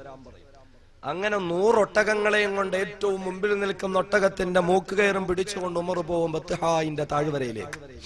അങ്ങനെ പോയി ഒരു പകല് മുഴുവനും ഒട്ടകത്തെ മേയിച്ചിട്ട് വൈകുന്നേരം ഉമർ വീട്ടിലേക്ക് മടങ്ങി വരും. വീട്ടിലേക്ക് മടങ്ങി വന്നു. പിതാവ് വാപ്പ ഖത്താബ് ഇങ്ങനെ വാതിൽക്കൽ തന്നെ ഇരിപ്പുണ്ട്. ഉമർ ഇങ്ങനെ ഒട്ടകങ്ങളുമായി വരുന്നു. ഒട്ടകത്തെഴുത്തിലേക്ക് ഒട്ടകങ്ങളെ കേറ്റിക്കൊണ്ടിരിക്കുമ്പോൾ വാപ്പയായ ഖത്താബ് വന്നിട്ട് ഓരോ ഒട്ടകങ്ങളുടെ എണ്ണം എടുക്കും, എല്ലാ ഒട്ടകങ്ങളും ഉണ്ടോ എന്നറിയാൻ. എന്നാൽ രാവിലെ 100 ഒട്ടകങ്ങളുമായി പോയ ഉമർ വൈകുന്നേരം തിരിച്ചു വന്നപ്പോ 98 ഒട്ടകങ്ങളേ ഉള്ളൂ. 2 ഒട്ടകങ്ങൾ കാണാതെ പോയി, 2 ഒട്ടകങ്ങൾ നഷ്ടപ്പെട്ടു പോയി. ഈ സമയത്ത് ഒട്ടകത്തെ അടിക്കുന്ന ചാട്ടവാർ എടുത്തിട്ട് ഉമർ റളിയല്ലാഹു അൻഹുവിന്റെ വാപ്പ ഉമർ റളിയല്ലാഹുവിനെ അടിക്കും. 2 ഒട്ടകങ്ങളെ മേയ്ക്കാൻ അറിയില്ലാത്ത മരമണ്ടനാണോടാ നീ എന്ന് ചോദിച്ച് അടിക്കും. 2 ഒട്ടകങ്ങളെ മേയ്ക്കാൻ അറിയാതെ പോയ ഉമർ ആരായി മാറി? ലോകത്തിന്റെ 4/3 ഭാഗങ്ങളും ലോകത്തിനു മുഴുവനും ഉദാഹരണമാകുന്ന രീതിയിൽ ഭരണം നടത്തിയ മാതൃകാപരനായ ഒരു ചക്രവർത്തിയായി മാറി. ഉമറിന്റെ ജോലി എന്തായിരുന്നു? മക്കയിലെ വർഗീയവാദികളായ രാഷ്ട്രീയ വക്താക്കളുടെ കൊട്ടേഷൻ ഗുണ്ടയായിരുന്നു ഉമർ. അബൂജഹലിനും അബൂ സുഫിയാനും മുത്തുബത്തിനും ഷൈബത്തിനും ഒക്കെ ഏതെങ്കിലും പ്രതിയോഗികളെ കൊല്ലണമെങ്കിൽ ഉമറിനെ വിളിക്കും. ഉമറിനെ വിളിച്ചിട്ട് പറയും, ഉമറ ഇത്ര രൂപ തന്നേക്കാം, പോയി അവരെ ഇങ്ങ് കൊന്നിട്ട് വരാൻ പറയും. കാല് വേണോ, തല വേണോ, കൈ വേണോ പറയുന്ന കൊണ്ടുവന്ന് മുമ്പിൽ വെച്ചു കൊടുക്കും. അതിന് മിടുക്കനാ ഉമർ. എല്ലാവർക്കും ഉമറിനെ പേടിയാ. അങ്ങനെ മക്കയിലെ കൊട്ടേഷൻ ഗുണ്ടയായിരുന്നു ഉമർ. ആ മഹാനായ ഉമറിനെ ഒരിക്കലിതാ ഖുറൈശി പ്രമുഖന്മാര് വിളിക്കുകയാണ്.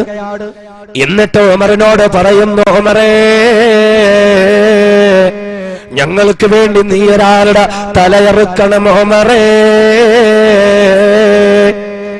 മഹാനായ ഉമർ റളിയല്ലാഹു അൻഹു തയ്യാറാവുകയാണ്. മഹാനായ ഉമർ റളിയല്ലാഹു അൻഹുവിന് 100 ഒട്ടകങ്ങളെ കൊടുക്കാമെന്ന് ഖുറൈശികളെ സമ്മതിക്കുകയാണ്. എന്നിട്ട് ഉമറിനോട് പറയുന്നു, ഉമറേ, ആരെയാണ് നീ കൊല്ലേണ്ടതെന്നറിയുമോ ഉമറേ? അത് വേറെ ആരെയുമല്ല ഉമറേ, അബ്ദുള്ളയുടെ പുത്രനായ മുഹമ്മദ് മുസ്തഫ സല്ലല്ലാഹു അലൈഹി വസല്ലമയുടെ തലയറുക്കണം ഉമറേ. അള്ളാന്റെ ഹബീബിന്റെ തലയെറുക്കാൻ ഉമറിന് കൊട്ടേഷൻ കൊടുക്കുകയാണ്. ഉമർ കൊട്ടേഷനും ഏറ്റെടുത്തുകൊണ്ട് കുതിരപ്പുറത്ത് കയറി ശരവേഗത്തിൽ പാഞ്ഞുകൊണ്ടിരിക്കുകയാണ്. പോകുന്ന വഴിയിൽ ഉമറിനെ ഒരു കൂട്ടുകാരൻ കാണുകയാണ്. മഹാനായ സഅദ് ഇബ്നു അബീ വഖാസ് റളിയല്ലാഹു അൻഹു കാണുകയാണ്. ഉടൻ തന്നെ മഹാനവറുകൾ ചോദിച്ചു, ഉമറേ, ഐന തുരീദു യാ ഉമർ? ഉമറേ, എവിടേക്ക് പോകുന്നു ഉമറേ? ഉടവാളും ഒരു ഉയർത്തി പിടിച്ചുകൊണ്ട് തന്റെ കുതിരപ്പുറത്ത് കയറിക്കൊണ്ട് ശരവേഗത്തേക്ക് എവിടേക്ക് പാഞ്ഞു പോകുന്നു ഉമർ. ഉടൻ തന്നെ മഹാനായ ഉമർ കുതിരയുടെ കടിഞ്ഞാൻ വലിക്കുകയാണ്. എന്നിട്ട് ഉമർ പറയുന്നു, അല്ലയോ സഅദേ, ഉരീദു ഹാദാ സബീല്ലദീ ഫറഖ അംറ ഖുറൈശ്. ഖുറൈശികളുടെ വിശ്വാസങ്ങൾ അന്ധവിശ്വാസം എന്ന് പറഞ്ഞ, ഖുറൈശികളുടെ ആചാരങ്ങൾ അനാചാരങ്ങൾ എന്ന് പറഞ്ഞ, ഖുറൈശിയുടെ നേതാക്കന്മാർ സ്വേച്ഛാധിപതികൾ എന്ന് പറഞ്ഞ, ഇത്രയും നാൾ നമ്മൾ അടിമകളെ പോലെ കഴിഞ്ഞ മനുഷ്യരുണ്ടല്ലോ, അവർക്കെല്ലാം സ്വാതന്ത്ര്യം വേണമെന്ന് പറഞ്ഞ മുഹമ്മദിനെ തിരക്കിക്കൊണ്ട് ഞാൻ പോകുന്നു സഅദ്. എന്തിനെന്നറിയുമോ? ഫഅഖ്തുലുഹു, ആ മുഹമ്മദിനെ കൊല്ലാൻ പോവുകയാണ്, ആ മുഹമ്മദിന്റെ തലയറുക്കാൻ പോവുകയാണ്. ഉടൻ തന്നെ മഹാനായ സഅദ് റളിയല്ലാഹു അൻഹു രഹസ്യമായി മുസ്ലിമായ സ്വഹാബിയാണ്. മഹാനവറുകൾ ചോദിച്ചു, ഉമറേ, നീ എങ്ങാനും അല്ലാഹുവിന്റെ ഹബീബിനെ കൊന്നു കളഞ്ഞ റസൂലുള്ളാഹിന്റെ കുടുംബക്കാരായ അബ്ദു മനാഫ് കുടുംബക്കാര് നിന്നെ വെറുതെ വിടുമെന്ന് തോന്നുന്നോ ഉമർ? താരിഖീക തംശി അലൽ അർള്, ഭൂമിയിലൂടെ സ്വസ്ഥമായി നടന്നു നീങ്ങാൻ അല്ലാഹുവിന്റെ ഹബീബിന്റെ കുടുംബക്കാര് നിന്നെ വെറുതെ വിടുമെന്ന് തോന്നുന്നുണ്ടോ ഉമറേ? നീ ആ ഹബീബിനെ കൊല്ലാൻ പോകുന്നെങ്കിൽ അതിനേക്കാൾ ആദ്യം നീ നന്നാക്കേണ്ടത് ആരെയെന്നറിയുമോ ഉമർ? അഫലോ തർജു ഇലാ അഹ്ലിക ഫഖൗം അംറഹും. ഏ ഉമറേ, ഏ ഉമറേ, എങ്കിലും നീ ആദ്യം പോകേണ്ടുന്നത് നിന്റെ സഹോദരിയുടെ വീട്ടിലേക്കാണ് ഉമർ. അവരെ നന്നാക്കും ഉമർ. നിന്റെ സഹോദരി ഫാത്തിമ മുസ്ലിമായി ഉമർ, നിന്റെ സഹോദരിയുടെ ഭർത്താവ് ഫാത്തിമയുടെ ഭർത്താവും മുസ്ലിമായി ഉമർ. ആദ്യം അവരെ നന്നാക്കും ഉമർ, എന്നിട്ട് നീ ബാക്കിയുള്ളവരെ നന്നാക്കുക. മഹാനായ ഉമർ റളിയല്ലാഹു അൻഹു ദേഷ്യമായി തന്റെ സഹോദരി മുസ്ലിമായി, തന്റെ സഹോദരി ഫാത്തിമ മുസ്ലിമായി. ഉമർ റളിയല്ലാഹു അൻഹു നേരെ സഹോദരിയുടെ വീട്ടിലേക്ക് പോയി. വീട്ടിൽ ചെന്നപ്പോ കഥ അടച്ചിട്ടിരിക്കുക. ഉമർ റളിയല്ലാഹു അൻഹു കഥകിന്റെ അടുത്തേക്ക് ഇങ്ങനെ നിന്നപ്പോൾ അകത്തുനിന്ന് എന്തോ ഒരു ചെറിയ ശബ്ദം, എന്തോ ഇങ്ങനെ വായിക്കുന്ന പോലെ ഒരു ശബ്ദം കേൾക്കുന്നുണ്ട്.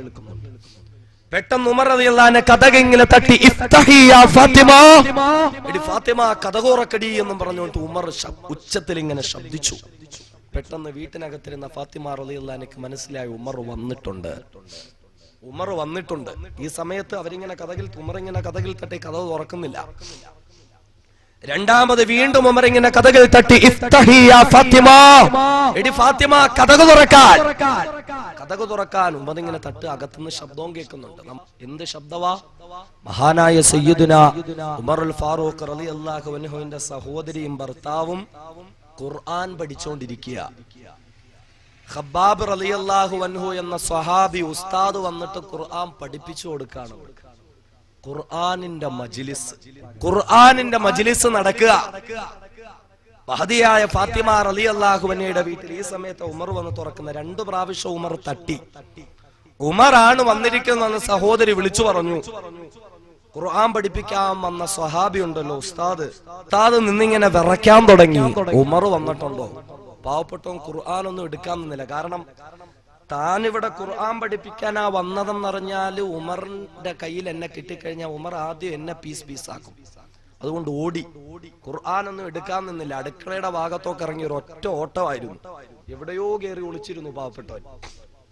ഉമറിന്റെ സഹോദരി കതകു തുറക്കണം. 2 പ്രാവശ്യം ഉമർ തട്ടി. ദേഷ്യത്തിലാന്ന് മനസ്സിലായി. ഇനി തട്ടലൊന്നും ഉണ്ടാവൂല, ചവിട്ടിപ്പൊളിച്ചകത്തു വരലായിരിക്കും. അതുകൊണ്ട് അതിനു മുമ്പേ കതകു തുറന്നേ പറ്റുള്ളൂ. ഉമറിന്റെ സഹോദരി ചെന്ന് കതകു തുറന്നു. ഉമർ റളിയല്ലാഹു അൻഹു വീട്ടിനുള്ളിലേക്ക് വന്നു. എടി ഫാത്തിമ, നീ മുസ്ലിമായോ എന്ന് ചോദിച്ച് മറുപടി പറയുന്നതിന് മുമ്പേ അടി അങ്ങ് തുടങ്ങി. മുസ്ലിം ആയോ എന്നും ചോദിച്ചിട്ട് അടി അങ്ങോട്ട് തുടങ്ങി. തടസ്സം പിടിക്കാമെന്ന തന്റെ അളിയനെ, സഹോദരി ഭർത്താവിനെ അടിച്ചു. കയ്യിൽ എന്തൊക്കെ കിട്ടിയോ അതൊക്കെ എടുത്ത് 2 പേരുടെയും ശരീരത്തിൽ ഒരുപാട് മർദ്ദിച്ചു ഉമർ.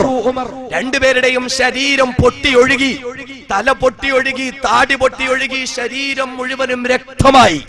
അവസാനം 2 പേരും 2 വശത്തേക്ക് തളർന്നു വീണു. ഉമറിന്റെ ദേഷ്യം തീരുന്നില്ല. പക്ഷെ ഇനി ആരെ അടിക്കാൻ? അടികൊണ്ട് 2ഉം താഴെ വീണു. ഇനി അടിക്കാൻ ആളില്ല. പക്ഷെ ദേഷ്യം തീരുന്നില്ല ഉമറിന്റെ. ദേഷ്യത്തോട് ഉമർ ഇങ്ങനെ നിൽക്കുമ്പോഴാണ് ഒരു വശത്ത് ഖുർആൻ കിടക്കുന്നു. ഖബ്ബാബ് റളിയല്ലാഹു അൻഹു ഖുർആനൊന്നും എടുക്കാതാണല്ലോ ഓടിയത്. അപ്പൊ ഖുർആൻ അവിടെ കിടക്കുന്നുണ്ട്, ഖുർആന്റെ ഒരു ഭാഗം. ഉമർ റളിയല്ലാഹു അൻഹു പെട്ടെന്ന് അതെടുക്കാൻ പോയി. ഇത്രയും നേരം ഉമർ അടിച്ചത് തന്നെ ഖുർആൻ പഠിച്ചതിനാ. പക്ഷെ ഉമറിന്റെ സഹോദരി അതുകൊണ്ടൊന്നും പിന്മാറിയില്ല. പെട്ടെന്ന് അവിടെ കിടന്നിട്ട് ആ ഖുർആൻ എടുത്തു, കെട്ടി അങ്ങ് പിടിച്ചു. കാരണം ഉമറിന്റെ പെങ്ങളാണല്ലോ. ആ ഒരു ധീരത എന്തായാലും ഉണ്ടാവുമല്ലോ. മഹാനായ ഉമർ പറഞ്ഞു, ഫാത്തിമ മര്യാദക്ക് അങ്ങിങ്ങ് തരാൻ പറഞ്ഞു. എടി ഫാത്തിമ, അതിങ്ങ് താ, എന്താന്ന് ഞാനൊന്ന് നോക്കട്ടെ. മഹദിയായ ഫാത്തിമ റളിയല്ലാഹു അൻഹ തരില്ല ഉമറെ, കൊന്നാലും തരില്ല. കാരണം ഇന്നക നജസുൻ വ ഇന്നഹാ ത്വാഹിറുൻ, നീ അശുദ്ധിയിലാണ്, നീ ദേഷ്യത്തിലാ ഉമറെ. ഇപ്പൊ നിന്റെ കയ്യിൽ ഇത് ഇട്ടാ ശരിയാവില്ല. ഇത് ഖുർആനാണ്, പരിശുദ്ധമാണ്. ലാ യമസ്സുഹാ ഇല്ലാ മുതഹ്ഹിറുൻ, ശുദ്ധിയോടുകൂടെ അല്ലാതെ തൊടാൻ പോലും പറ്റൂല. ഉമർ ചോദിച്ചു, ഫാത്തിമ എന്ത് വേണം? ഫാത്തിമ റളിയല്ലാഹു അൻഹ പറഞ്ഞു, നിനക്കിത് തരാം, നീ പോയി കുളിച്ച് ശുദ്ധിയായി വരാൻ പറഞ്ഞു. മഹാനായ ഉമർ പോയി കുളിച്ച് ശുദ്ധിയായി ശുഭവസ്ത്രധാരിയായി തന്റെ സഹോദരിയുടെ മുന്നിലേക്ക് വരികയാണ്. എന്നിട്ട് ഉമർ പറയുകയാണ്, യഅ്തിനി ഹാദിഹി സഹീഫത യാ ഫാത്തിമ, എടി ഫാത്തിമ അതിങ്ങ് തരിക, ഞാൻ വായിച്ചു നോക്കട്ടെ. അതാ ഉമറിന്റെ കയ്യിലേക്ക് ഖുർആൻ കൊടുക്കപ്പെടുകയാണ്. ഉമർ ദാ ഖുർആൻ വായിക്കുകയാണ്. അതേ എന്റെ സഹോദരങ്ങളെ, ചരിത്രത്തിന്റെ ഗതിവിഗതികൾ ഇതാ മാറ്റിമറിക്കപ്പെടുകയാണ്. അതേ ഇസ്ലാമിന്റെ ശത്രുവായി വന്ന ഉമറുണ്ടല്ലോ, ആ ഉമർ ദാ ഖുർആൻ പാരായണം ചെയ്യുകയാണ്. എന്റെ ചെറുപ്പക്കാരാ, 21-ാം നൂറ്റാണ്ടിലെ ഉമറാകാൻ നിനക്ക് പറ്റണോ? ഉമറിനെ പോലെ ധീരനാകാൻ നിനക്ക് പറ്റണോ? എങ്കിൽ എന്റെ പൊന്നുമോനെ ഖുർആൻ എടുക്കടാ, എന്റെ പൊന്നുമോനെ ഖുർആൻ ഒന്ന് വായിക്കടാ. ഉമർ ദാ ഖുർആൻ വായിക്കുകയാണ്. ബിസ്മില്ലാഹിർ റഹ്മാനിർ റഹീം. ദുനിയാവിൽ വഴിപ്പെട്ടവർക്കും വഴിപ്പെടാത്തവർക്കും കരുണ ചെയ്യുന്ന അല്ലാഹ്, എന്നാൽ അങ്ങ് ആഖിറത്തിലോ തന്നെ വഴിപ്പെട്ടവർക്ക് മാത്രം കരുണ ചെയ്യുന്ന അല്ലാഹ്. അങ്ങനെയുള്ള അല്ലാഹുവിന്റെ നാമത്തിലാണല്ലോ ഇത് പ്രാരംഭം കുറിക്കുന്നത്. ഒരു നിമിഷം ഉമർ ചിന്തിക്കുകയാണ്, പടച്ചവനെ ഇതെത്രയോ നല്ല നാമങ്ങളാണ്, പടച്ചവനെ ഇതെത്രയോ നല്ല നാമങ്ങളാണ്. വീണ്ടും ഉമർ ഇങ്ങനെ വായിക്കുകയാണ്, ത്വാഹ മാ അൻസൽനാ അലൈക്കൽ ഖുർആന ലിതശ്ഖാ ഇല്ലാ തദ്കിറതൻ ലിമൻ യഖ്ശാ. ഉമർ വായിക്കുകയാണ്, ത്വാഹ ഏ ത്വാഹ നബിയേ മാ അൻസൽനാ അലൈക്കൽ ഖുർആന ലിതഷ്ഖാ ഇല്ല നബിയേ ഇല്ല നബിയേ താങ്കളെ വിഷമിപ്പിക്കാൻ ഞാൻ ഖുർആൻ ഇറക്കിയിട്ടില്ല നബിയേ താങ്കളെ ബുദ്ധിമുട്ടിക്കാൻ ഞാൻ ഖുർആൻ ഇറക്കിയിട്ടില്ല നബിയേ ഒരു നിമിഷം ഉമർ ചിന്തിക്കുകയാണ് ഇതെത്രയോ സാഹിത്യ സമ്പുഷ്ടമായ സംഭാഷണങ്ങളാണ് ഇതെത്രയോ മനുഷ്യ മനസ്സുകളെ പിടിച്ചു നിർത്തുന്ന വാചകങ്ങളാണ് ഇങ്ങനെ ഒരു വാചകങ്ങൾ എഴുതി ചേർക്കാൻ ലോകത്തൊരു മനുഷ്യനെ കൊണ്ടും സാധിക്കുകയില്ല ലോകത്തൊരു സൃഷ്ടിയെ കൊണ്ടും സാധിക്കുകയില്ല എന്ന് മാത്രമല്ല മുഹമ്മദ് സാഹിത്യം പഠിച്ച ആളല്ല മുഹമ്മദിന് എഴുതാൻ അറിയില്ല മുഹമ്മദിന് വായിക്കാൻ അറിയില്ല ഇത് മനുഷ്യരുടെ സൃഷ്ടാവിന്റെ വാക്കുകളാണ് വീണ്ടും ഉമർ ഇങ്ങനെ വായിച്ച് വായിച്ച് വായിച്ച് വരികയാണ് ഇന്നനി അനല്ലാഹ് ഇന്നനി അനല്ലാഹ് നിശ്ചയം ഞാനാണ് അല്ലാഹ് നിശ്ചയം ഞാനാണ് അല്ലാഹ് ലാ ഇലാഹ ഇല്ലാ അന ഫഅബ്ദുനി അതുകൊണ്ട് എന്നെ മാത്രം ആരാധിക്കണേ എനിക്ക് മാത്രം ഇബാദത്തുകൾ ചെയ്യണേ ഉമറിന്റെ മനസ്സിൽ വിശ്വാസത്തിന്റെ വേലിയേറ്റങ്ങൾ സൃഷ്ടിക്കപ്പെടുകയാണ് ഉമർ ചിന്തിക്കുകയാണ് എല്ലാവരും അല്ലാഹുവിനെ ആരാധിക്കേണ്ടവരാണെങ്കിൽ അല്ലാഹുവിനെ ലോകത്തിന്റെ സൃഷ്ടാവായ സർവചരാചരങ്ങളെയും സൃഷ്ടിച്ച് പരിപാലിക്കുന്ന ലോകത്തിന്റെ സർവേശ്വരനായ അല്ലാഹുവിനെ മാത്രം ആരാധിക്കേണ്ടവരാണെങ്കിൽ ഉമർമാ അല്ലാഹുവിന്റെ അടിമയാണല്ലോ ഉമർമാ അല്ലാഹുവിനെ ആരാധിക്കേണ്ടവരാണല്ലോ ഉടൻ തന്നെ ഉമർ ചോദിച്ചു ഫാത്തിമ ഐന മുഹമ്മദ് യാ ഫാത്തിമ എടി ഫാത്തിമ മുഹമ്മദ് ഇവിടെയുണ്ട് ഫാത്തിമ എനിക്ക് മുഹമ്മദിനോടൊന്ന് സംസാരിക്കണം ഫാത്തിമ ഫാത്തിമ റളിയല്ലാഹു അൻഹയ്ക്ക് എവിടെയാണെന്നറിയില്ല അകത്ത് കയറി ഒളിച്ചിരുന്ന സ്വഹാബിയുണ്ടല്ലോ ഖുർആൻ പഠിപ്പിക്കാൻ വന്ന ഖബ്ബാബ് റളിയല്ലാഹു അൻഹു മഹാനവറുകൾ പുറത്തേക്ക് വരികയാണ് എന്നിട്ട് ചോദിച്ചു ഉമറേ നിനക്കറിയണോ അള്ളാന്റെ ഹബീബ് എവിടെയുണ്ടെന്ന് ഉമറേ നിനക്കറിയണോ ഞാൻ പറഞ്ഞു തരാം ഉമറേ ഞാൻ പറഞ്ഞു തരാം ഉമറേ ഉറപ്പായും നീ റസൂലുള്ളാഹിനെ ഒന്ന് കാണണം ഉമറേ ഉറപ്പായും റസൂലുള്ളാഹിനോട് സംസാരിക്കണം ഉമറേ എന്താണ് കാര്യമെന്ന് ചോദിക്കുമ്പോൾ ഖബ്ബാബ് റളിയല്ലാഹു അൻഹു മറുപടി പറയുന്നു ഉമറേ നിനക്കറിയുമോ നീ റസൂലുള്ളാഹിന്റെ തലയെറുക്കാൻ വേണ്ടി നടക്കുമ്പോൾ നീ റസൂലുള്ളാഹിനെ കൊന്ന് കൊലവിളിക്കാൻ നടക്കുമ്പോൾ ഉമറേ പാതിരാത്രിയുടെ നിശബ്ദതയിൽ അല്ലാഹുവിന്റെ ഹബീബ് എഴുന്നേൽക്കുകയാണ്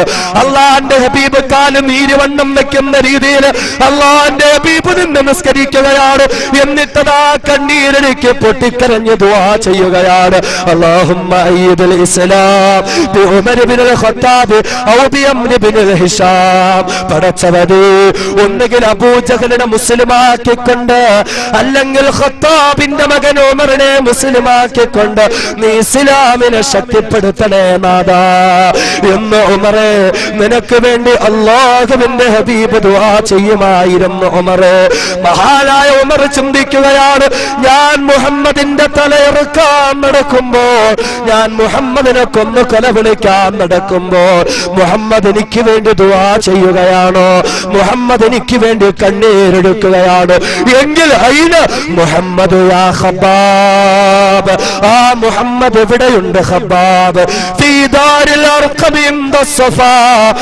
ഉമറേ സഫാ പർവതത്തിന്റെ ചാരത്തുള്ള അർഖം റളിയല്ലാഹു അൻഹുവിന്റെ വീട്ടിലുണ്ട് ഉമറേ അവിടെ ചെന്നാൽ നിനക്ക് റസൂലുള്ളാഹിനെ കാണാം ഉമറേ മഹാനായ ഉമർ റളിയല്ലാഹു അൻഹു പോയി അർഖം റളിയല്ലാഹു അൻഹുവിന്റെ വീട്ടിൽ ദാറുൽ അർഖമിലേക്ക് അവിടെ പോയി കടന്നു ചെന്നു കഥ കടച്ചിട്ടിരിക്കുക കഥകിങ്ങനെ തട്ടി കഥ കുറക്കാൻ പറഞ്ഞു റസൂലുള്ളാഹി തങ്ങൾ ഓരോ സഹാബാക്കൾക്ക് ഡ്യൂട്ടി കൊടുത്തിട്ടുണ്ട് ഒരു സഹാബിക്ക് കൊടുത്ത ഡ്യൂട്ടി കഥകിന്റെ അകത്ത് ഇങ്ങനെ വാച്ച്മാൻ ആയിട്ടിരിക്കണം ആരെങ്കിലും വന്ന് കഥകിൽ തട്ടി ആ കഥക് തുറക്കണം എന്താ കാര്യം എന്ന് ചോദിക്കണം എന്നോട് വന്ന് പറയണം കഥ ഇങ്ങനെ തട്ടി ആ സഹാബി റസൂലുള്ളാഹി ജോലി ഏൽപ്പിച്ചിരിക്കുകയാണോ വലിയ കാര്യത്തിൽ കഥക് ഇങ്ങനെ തുറന്നു കഥക് തുറന്നപ്പോ വാളുമൊക്കെ ഊരി പിടിച്ചിട്ട് ഉമർ ഇങ്ങനെ നിൽക്കുക തുറന്നതിനെ കാട്ടി വേഗത്തിൽ കഥകങ്ങടച്ചു തുറന്നതിനെ കാട്ടി വേഗത്തിൽ കഥകങ്ങടച്ചു കാരണം ആകെ 40ഓളം സഹാബാക്കളേ ഉള്ളൂ എല്ലാരും പേടിച്ചു വന്ന് അകത്തേറിയിരിക്കുന്നതും ഉമറിനെ പേടിച്ചിട്ട് എല്ലാവർക്കും പേടിയാ അള്ളാന്റെ റസൂല് പറഞ്ഞു, ഉമറങ്ങാണ് ഒരു വഴിയിൽ വന്നാ ശൈത്താൻ ആ വഴിയിലെ കാല് വെക്കും എന്ന് പറഞ്ഞാൽ ഉമർ റളിയല്ലാഹു അൻഹു കല്ലമ്പലത്ത് ഇങ്ങനെ നടക്കുക. ആ കല്ലമ്പലത്ത് NH-47 ഉണ്ട്. NH-47 ഉമർ റളിയല്ലാഹു അൻഹു ഉണ്ട് ഒരു സൈഡില്. എങ്കിൽ പിന്നെ ശൈത്താൻ നാഷണൽ ഹൈവേയുടെ പരിസരത്തെ ഉണ്ടാവൂല. അത്ര പേടിയ എല്ലാവർക്കും ഉമർ റളിയല്ലാഹു അൻഹുവിനെ. സഹാബി ഇങ്ങനെ വിറയ്ക്കാൻ തുടങ്ങി. ഉമർ വന്നോ പടച്ചോനെ? പെട്ടെന്ന് ഉമറിനെ പുറത്തു നിന്ന് ഗർജിച്ചു, എനിക്ക് മുഹമ്മദിനെ ഒന്ന് കാണണം സല്ലല്ലാഹു അലൈഹി വസല്ലം. പെട്ടെന്ന് തന്നെ ആ സഹാബി ഓടുമ്പോ തന്നെ അകത്ത് നിന്ന് ഹംസ റളിയല്ലാഹുവിന്റെ കാര്യം മനസ്സിലായി. എന്തോ പ്രശ്നമുണ്ട്. ഹംസ റളിയല്ലാഹു എന്നൊക്കെ പറഞ്ഞാൽ അല്പസ്വല്പം അടിതടയും ശക്തിയൊക്കെ ഉള്ള ആളാ. പിടിച്ചങ്ങട്ട് നിർത്തി. എങ്ങോട്ടാ ഓടുന്നേ? ഉമർ വന്നിട്ടുണ്ട്, റസൂലുള്ളാഹിനെ കാണണമെന്ന് പറഞ്ഞു. അതിന് നീ ഇത്ര പേടിക്കുന്ന എന്തിനാ? അതിന് നീ ഇത്ര പേടിക്കേണ്ട ആവശ്യം എന്താ? നമുക്ക് ചോദിക്കാം. നേരെ റസൂലുള്ളാഹിന്റെ അടുത്ത് പോയി അള്ളാഹിന്റെ ഹബീബിനോട് പറഞ്ഞു, നബിയെ ഉമർ വന്നു, കതക് തുറക്കണോ? റസൂലുള്ള പറഞ്ഞു, കതക് തുറന്നോ, കുഴപ്പമൊന്നുമില്ല. കതക് തുറന്നോ, കുഴപ്പമൊന്നുമില്ല. എന്നിട്ട് അള്ളാഹിന്റെ ഹബീബ് കതക് തുറക്കുന്നതിന് മുമ്പ് ഹംസ റളിയല്ലാഹുവിനെ വിളിച്ചു. ഹംസ എന്റെ വലതുവശത്ത് നിൽക്കാൻ പറഞ്ഞു. അലി റളിയല്ലാഹുവിനെ വിളിച്ചു. അലി എന്റെ ഇടതുവശത്ത് നിൽക്കാനും പറഞ്ഞു. എന്തിനാ? Security, body guard. അല്ലാഹു തആല ഏത് സമയത്ത് റസൂലുള്ളാഹി തങ്ങൾക്ക് വല്ലാഹു യഅ്സിമുക മിനന്നാസ്, നബിയെ താങ്കൾ വിഷമിക്കണ്ട, പേടിക്കണ്ട, എന്ത് വന്നാലും അല്ലാഹ് നോക്കിക്കോളും എന്ന് പടച്ച തമ്പുരാൻ എന്ന് പരിപൂർണ സെക്യൂരിറ്റി എടുത്ത് ആയത്തിറക്കി. അതുവരെയും റസൂലുള്ള സെക്യൂരിറ്റി ആയിട്ട് ആളെ നിർത്തും. ഇതൊക്കെ പാഠമാണ് സമുദായത്തിന് പാഠവാ. പ്രതിരോധത്തിന്റെ മഹത്തായ പാഠങ്ങൾ മറന്നുപോയ സമുദായത്തിന് ഇതൊക്കെ പാഠവാ. പടച്ചതമ്പുരാൻ മനസ്സിലാക്കാൻ തൗഫീഖ് തരട്ടെ. അങ്ങനെ പല സംഭവങ്ങളും ഉണ്ട്, വിശദീകരിക്കാൻ സമയമില്ല. മഹാനായ ഉമറിന്റെ മുന്നിൽ ദാറുൽ അർഖമിന്റെ കതക് തുറക്കപ്പെടുകയാണ്. ഉമർ ദാ വാളുമൂര് ഉയർത്തിപ്പിടിച്ചുകൊണ്ട് നടന്നു വരികയാണ്. ഇലാ ഹളറത്തി റസൂലില്ലാഹ്, അള്ളാഹുവിന്റെ ഹബീബിന്റെ അടുക്കലേക്ക് ഉമർ നടന്നു വരികയാണ്. അള്ളാഹുവിന്റെ ഹബീബിന്റെ മുന്നിൽ ഉമർ ദാ ഇരിക്കുകയാണ്. മഹാനായ ഹംസ റളിയല്ലാഹു അൻഹു വാളുമൂരി ഉയർത്തിപ്പിടിക്കുകയാണ്. മഹാനായ അലിയാർ തങ്ങൾ ആയുധങ്ങൾ കൊണ്ട് കാത്തു നിൽക്കുകയാണ്. ഉമർ തന്റെ വാളൊന്ന് വീശിയാൽ അള്ളാന്റെ ഹബീബിന്റെ ശരീരത്ത് പതിക്കുന്നതാണ്. സ്വഹാബാക്കള് ശ്വാസം അടക്കി പിടിച്ചുകൊണ്ട് നോക്കി നിൽക്കുകയാണ്. എല്ലാവരും നിശബ്ദരായി നിൽക്കുമ്പോൾ അല്ലാഹുവിന്റെ ഹബീബ് ചോദിക്കുകയാണ്, മാ ജാബിക യാ ഉമർ, ഏ ഉമറേ ഇവിടേക്ക് കടന്നു വരാൻ നിനക്കെങ്ങനെ ധൈര്യം വന്നു ഉമറേ? എന്തിനാ ഉമറേ നീ ഇവിടേക്ക് കടന്നു വന്നത്? മഹാനായ ഉമർ റളിയല്ലാഹു അൻഹുവിനോട് അല്ലാഹുവിന്റെ ഹബീബ് ചോദിക്കുമ്പോൾ ഉമറിന് മറുപടിയില്ല.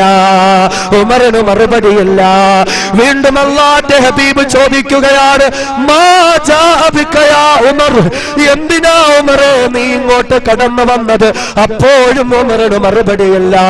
സ്വഹാബാക്കള് ജാഗരൂകരായി കാത്തു നിൽക്കുകയാണ്. മൂന്നാമത്തെ സന്ദർഭത്തില് അല്ലാഹുവിന്റെ ഹബീബ് കൈനീട്ടുകയാണ്.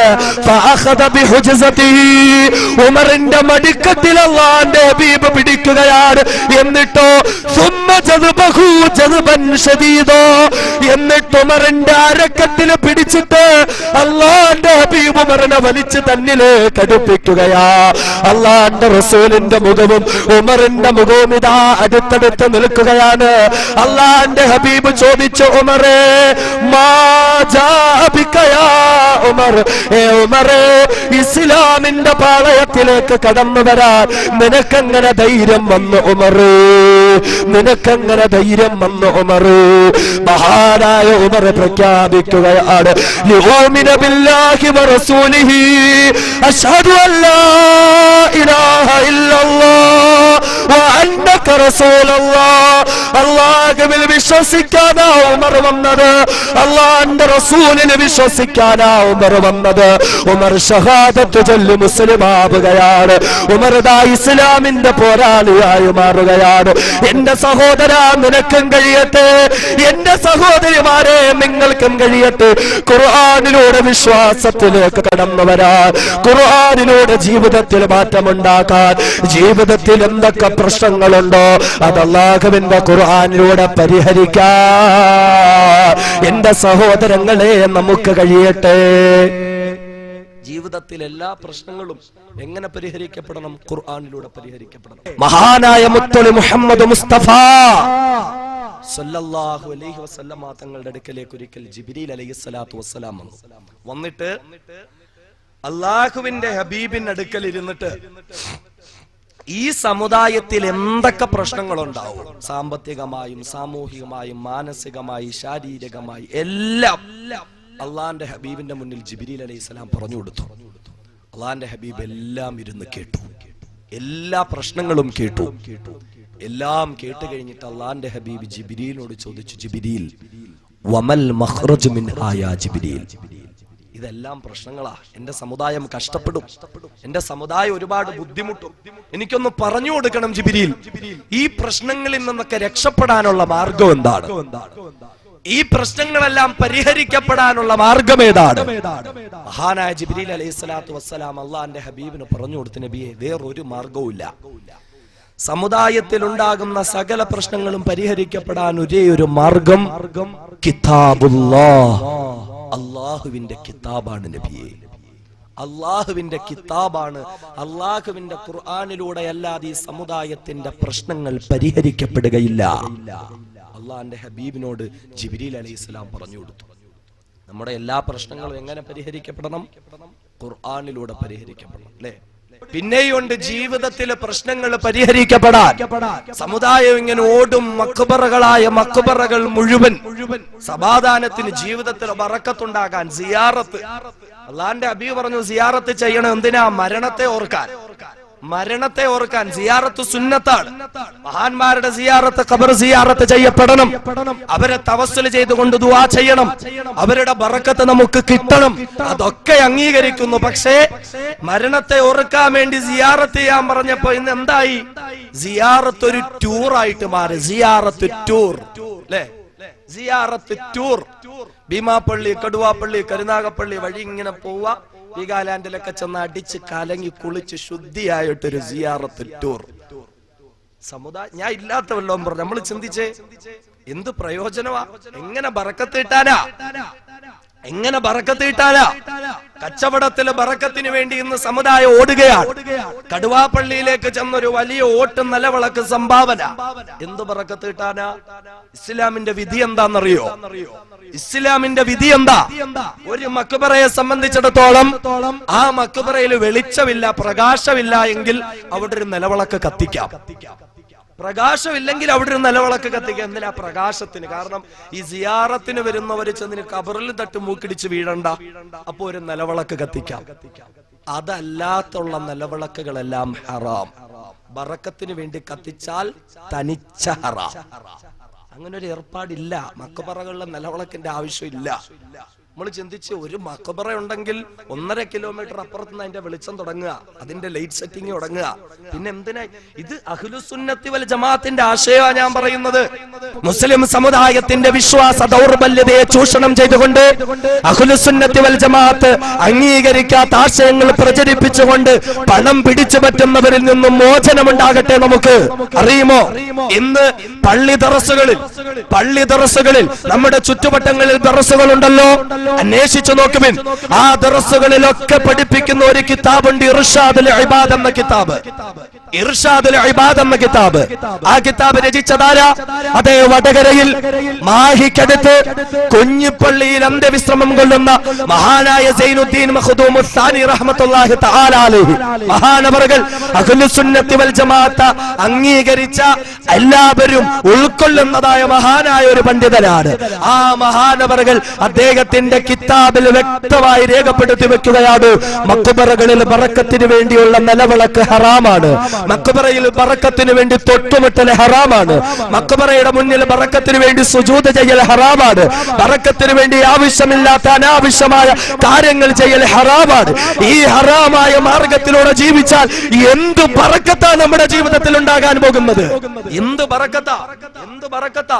സഹോദരിമാരൊക്കെ ഓട്ടമാണ്. സഹോദരിമാര് ശരീരം പോലും മറച്ചിട്ടില്ല. സിയാറത്ത് ചെയ്യാൻ നിനക്ക് മാനവും മര്യാദയൊക്കെ ഉണ്ട്. ശരീരം മുഴുവനും മറച്ചിട്ടല്ലാതെ സിയാറത്ത് സിയാറത്ത് ചെയ്യുന്ന സഹോദരിമാർക്ക് ആ സിയാറത്തിന് വേണ്ടി മുന്നോട്ട് വെക്കുന്ന ഓരോ ചുവട്ടടികൾക്കും പടച്ച തമ്പുരാനിൽ നിന്നും ശിക്ഷ മാത്രമാണ് കിട്ടുന്നത് എന്ന് മനസ്സിലാക്കിക്കൊള്ളുക. ശരീരം മറയ്ക്കാതെയുള്ള സിയാറത്ത് ചെയ്യണം, ശരീരം മുഴുവനും മറച്ച്. റസൂലുള്ള പറഞ്ഞത് ശരീരം മറയ്ക്കാതുള്ള സിയാറത്ത് ലോകാവസാനത്തിന്റെ അടയാളം. ഇമാം ബുഖാരി റിവായത്ത് ചെയ്യുന്നു, ലാ തഖൂമു സ്സാഅതു ഹത്താ തൽതരിബ അലിയതു നിസാഉ ദൗസിൻ അലാ ദൽ ഖലിസാ. ദൗസ് കുടുംബത്തിലെ പെണ്ണുങ്ങളുടെ അരക്കെട്ടുകൾ തുറന്നിട്ട് ഖബറിന് ചുറ്റും തവാഫ് ചെയ്യുന്നത് വരെയും ലോകം അവസാനിക്കില്ല. സിയാറത്ത് ചെയ്തോളിൻ, ശരീരം മറച്ചിട്ട്. അല്ലേ, ഇങ്ങനെ ബറക്കത്തിന് വേണ്ടി ഓടുക, ജീവിതത്തിലെ സമാധാനത്തിന് വേണ്ടി സമുദായം ഓടുകയാണ്. മലപ്പുറത്തിന്റെയും തൃശ്ശൂരിന്റെയും ഭാഗത്ത് നിന്നാൽ ചന്ദനക്കുട മഹോത്സവങ്ങൾ എന്ന പേരിൽ പേക്കൂത്ത് നടക്കും. പൂരപ്പറമ്പുകളെ പോലും തോൽപ്പിക്കുന്ന രീതിയിൽ ചന്ദനക്കുട മഹോത്സവം എന്ന പേരിൽ ഇവിടെ നടക്കുമല്ലോ. ഭീമാപ്പള്ളിയിൽ ഗാനമേളയും താലപ്പൊലിയും ആനകളെ വെച്ചുള്ളതായ എഴുന്നള്ളത്ത് വരെ ഒരു നോട്ടീസ് കയ്യിൽ കിട്ടി. അപ്പൊ ഇങ്ങനെ കാണുന്നുണ്ട്, അതിനകത്ത് സംഭാവനകൾ ഇങ്ങനെ എഴുതിക്കുന്ന കൂട്ടത്തില് കുടുംബജീവിതത്തിലും കച്ചവടത്തിലും ഐശ്വര്യമുണ്ടാകാൻ വേണ്ടി അബൂബക്കർ ഹാജി സംഭാവന മംഗലാംകുന്ന കർണൻ ആനയെ സംഭാവന കൊടുത്ത് ബറക്കത്തെടുക്കുക. ഉത്സവത്തിന് ആനയെ കൊടുത്ത് ബറക്കത്തെടുക്കുക. സഹാബാക്കളൊക്കെ പണ്ട് ഒട്ടകത്തെ കൊടുക്കുമായിരുന്നു, ആടിനെ കൊടുക്കുമായിരുന്നു, കുതിരയെ കൊടുക്കുമായിരുന്നു. സഹാബത്തിനെയൊക്കെ കടത്തി വെട്ടി ഇന്നിപ്പോ ആനയെ കൊടുക്കുക. ഗാനമേള നേർച്ച, കോമഡി ഷോ നേർച്ച, സർക്കസ് നേർച്ച. അല്ലേ, എന്ത് ബറക്കത്താന്നോക്കെ, എന്ത് ബറക്കത്താന്നോക്കെ. അല്ലാഹുവിന്റെ ഹബീബ് പഠിപ്പിച്ചു, കുടുംബത്തിലെ ബറക്കത്ത് വേണോ? അല്ലാഹുവിന്റെ ഹബീബ് പഠിപ്പിക്കുന്നു, വീടുകളിൽ ബറക്കത്ത് വേണോ? കച്ചവടത്തിൽ ബറക്കത്ത് വേണോ? സമ്പാദ്യത്തിന് ബറക്കത്ത് വേണോ? ശരീരത്തിന് ബറക്കത്ത് വേണോ? ജീവിതത്തിന്റെ അഖില നിഖില മേഖലകളിലും ബറക്കത്ത് വേണോ? അല്ലാഹുവിന്റെ ഹബീബ് പഠിപ്പിക്കുന്നു, ഖുർആനിലേക്ക് മടങ്ങുക, ഖുർആനിലൂടെ ബറക്കത്തെടുക്കുക. അതേ ഹബീബായ റസൂൽ പഠിപ്പിക്കുകയാണ്, ഇന്നൽ ബൈത്തല്ലദീ യുഖറഉ ഫീഹിൽ ഖുർആൻ. നിശ്ചയമായും ഏത് വീട്ടിലാണോ ഖുർആൻ ഓതപ്പെടുന്നത്, ഏത് വീട്ടിൽ ഖുർആനിന്റെ പ്രകാശമുണ്ടോ, ഏത് വീട്ടിൽ ഖുർആനിന്റെ ശബ്ദങ്ങളുണ്ടോ, ഏത് വീട്ടിൽ ഖുർആൻ പാരായണം ചെയ്യപ്പെടുന്നുണ്ടോ, അങ്ങനെയുള്ള വീടുകളിൽ യുക്സിറു ഖൈറുഹു യുക്സിറു ഖൈറുഹു. വീടുകളിൽ ബറക്കത്ത് അധികരിക്കപ്പെടുകയാണ്. അങ്ങനെയുള്ള വീടുകളിൽ ബറക്കത്ത് വർഷിപ്പിക്കപ്പെടുകയാണ്. അതേ അല്ലാഹുവിന്റെ ഹബീബിന്റെ വാക്കുകളാണ്. ഖുർആൻ ഓതുന്ന വീടുകളാണോ, ആ വീട്ടിലാണ് ബറക്കത്തുള്ളത്, ആ വീട്ടിലാണ് സമാധാനമുള്ളത്, ആ വീട്ടിലാണ് പടച്ചവന്റെ ഭാഗത്ത് നിന്നും ഐശ്വര്യത്തിന്റെ കവാടങ്ങൾ തുറക്കപ്പെടുന്നത്. എന്നാലോ വേറൊരു വീടുണ്ട്, വൽ ബൈത്തല്ലദീ, വേറെ കുറെ വീടുകളുണ്ട്. എങ്ങനെയുള്ള വീടുകളാണല്ലോ, ഖുർആൻ ഫീഹിൽ ഖുർആൻ, ഖുർആൻ ഓതാത്ത വീടുകളാ, ഖുർആനുമായി ബന്ധമില്ലാത്ത വീടുകളാ. അങ്ങനെ ഖുർആൻ ഓതാത്ത വീട്ടില്, ഖുർആനുമായി ബന്ധമില്ലാത്ത വീട്ടില് ഏത് മഖ്ബറയിൽ പോയി തലകുത്തി നിന്നെന്ന് പറഞ്ഞാലും, ഏത് മഖ്ബറയിൽ പോയി എത്ര വലിയ നിലവിളക്ക് നീ കത്തിച്ചു വെച്ചെന്ന് പറഞ്ഞാലും, എത്ര ദിവസം നീണ്ടു നിൽക്കുന്ന സിയാറത്ത് ടൂറിൽ പങ്കെടുത്തെന്ന് പറഞ്ഞാലും, ഏത് ചന്ദനക്കുടം എന്ന പേക്കൂത്തുകൾക്ക് ലക്ഷക്കണക്കിന് രൂപ ചെലവഴിച്ചെന്ന് പറഞ്ഞാലും, ഖുർആൻ ഓതാത്ത വീടാണോ, ഖുർആനുമായി ബന്ധമില്ലാത്ത വീടാണോ, വൽ ബൈത്തല്ലദീ ലോ യുഖറഉ ഫീഹിൽ ഖുർആൻ, ഖുർആൻ ഓതാത്ത വീടാണോ, ഖുർആനുമായി ബന്ധമില്ലാത്ത വീടാണോ, അറിഞ്ഞുകൊള്ളടേ, യുഖില്ലു ഖൈറുഹു യുഖില്ലു ഖൈറുഹു. ആ വീടുകളിൽ ബറക്കത്തില്ല, ആ വീടുകളിൽ ഐശ്വര്യമില്ല, ഐശ്വര്യം കുറഞ്ഞു കുറഞ്ഞു കുറഞ്ഞ് ആ വീട് നാശത്തിലേക്ക് ചെന്ന് പതിക്കുമെന്ന് മഹാനായ നബി മുഹമ്മദ് മുസ്തഫ സല്ലല്ലാഹു അലൈഹി വസല്ലം. ഖുർആൻ ഓതുന്ന വീട്ടിൽ ആ ബറക്കത്ത്. എന്റെ വാക്കല്ലേ, റസൂലുള്ള പറഞ്ഞതാ, ഖുർആൻ ഓതുന്ന വീട്ടിലാണ് ബറക്കത്ത്, ഖുർആൻ ഓതാത്ത വീട്ടിൽ ബറക്കത്തില്ല. കുറഞ്ഞു കുറഞ്ഞു കുറഞ്ഞു കുറഞ്ഞ് ആ വീടൊരു പ്രേതാലയമായി മാറും. നബി മുഹമ്മദ് മുസ്തഫ. ശവപ്പറമ്പാണ് ആ വീട് എന്ന് പറഞ്ഞ ആ വീട്ടിലുള്ളവരൊക്കെ ശവങ്ങൾക്ക് തുല്യമാണ്. ഞാൻ ഇങ്ങനെ പറയുമ്പോ ആർക്കും ഒരു വിഷമം. പൊതുവെ എന്നെ പറ്റി ഒരു പരാതിയാണ്, എന്തു പറഞ്ഞാലും തീവ്രതയാണ്. എന്തു പറഞ്ഞാലും തീവ്രതയുള്ളൂ. സമാധാനത്തോടെ പറയാം. എനിക്ക് ഇങ്ങനെ പറയാനേ അറിയുള്ളൂ, ഞാൻ ഇങ്ങനെ പഠിച്ചിട്ടുള്ളൂ. പക്ഷെ ഇല്ലാത്തൊന്നും പറയുന്നില്ലല്ലോ, ഉള്ളതൊക്കെ തന്നെയല്ലേ പറയുന്നത്, ഉള്ളതല്ലേ പറയുന്നുള്ളൂ. കഴിഞ്ഞ ദിവസം കോഴിക്കോട് പോയി പ്രസംഗിച്ചിട്ട് ഇന്ന് അവിടുന്ന് ഒരു സഹോദരൻ വിളിച്ചു. പത്രത്തില് അറിയപ്പെട്ടൊരു മുസ്ലിം രാഷ്ട്രീയ പ്രസ്ഥാനത്തിന്റെ പ്രസ്താവന വന്നിരിക്കുന്നു, മതപ്രഭാഷണ വേദിയുടെ പേരിൽ തീവ്രവാദ പ്രസംഗം. ഖുർആനും ഹദീസും പറഞ്ഞതിനാ. അതുകൊണ്ട് ഞാൻ ഇങ്ങനെയൊക്കെ പറയുമ്പോ ആർക്കും വിഷമം തോന്നണ്ട. അള്ളാന്റെ ഹബീബ് പറഞ്ഞു, ഖുർആൻ ഓതാത്ത വീടുകൾ ശവപ്പറമ്പുകളാണ്. അതുകൊണ്ട് നിങ്ങളുടെ വീടുകളെ നിങ്ങൾ ശവപ്പറമ്പുകളാക്കരുത്. ഹബീബായ റസൂല് പഠിപ്പിക്കുകയാണ്, ലാ തജ്അലൂ ബുയൂതകും മഖാബിറാ. സമുദായമേ, നിങ്ങളുടെ വീടുകളെ നിങ്ങൾ ശവപ്പറമ്പുകളാക്കല്ലേ. നിങ്ങളുടെ വീടുകളെ നിങ്ങൾ ശവപ്പറമ്പുകളാക്കല്ലേ, ശ്മശാനങ്ങളാക്കല്ലേ. ലാ തജ്അലൂ ബുയൂതകും മഖാബിറാ. പിന്നെ എന്താണ് വേണ്ടതെന്നറിയുമോ? നിങ്ങൾ ഖുർആൻ ഓതാതിരിക്കുമ്പോൾ നിങ്ങളുടെ വീടുകൾ ശവപ്പറമ്പുകളാവുകയാണ്. അങ്ങനെ നിങ്ങളുടെ വീടുകളിൽ പിശാചിന്റെ ഇടത്താവളമായി മാറുകയാണ്, പിശാചിന്റെ കേന്ദ്രമായി മാറുകയാണ്. അതുകൊണ്ട് ലാ തജ്അലൂ ബുയൂതകും മഖാബിറാ. വീടുകളെ ശവപ്പറമ്പുകളാക്കല്ലേ. അല്ലാഹുവിന്റെ ഹബീബ് പറയുകയാണ്, നിങ്ങളുടെ വീടുകളിൽ സൂറത്തുൽ ബഖറ നിങ്ങൾ ഓതുമോ? അങ്ങനെ സൂറത്തുൽ ബഖറ നിങ്ങളുടെ വീടുകളിൽ നിങ്ങൾ ഓതിയാൽ അശ്ശൈത്താൻ യൻഫിറു മിനൽ ബൈത്തില്ലദീ യുഖറഉ ഫീഹി സൂറത്തുൽ ബഖറ.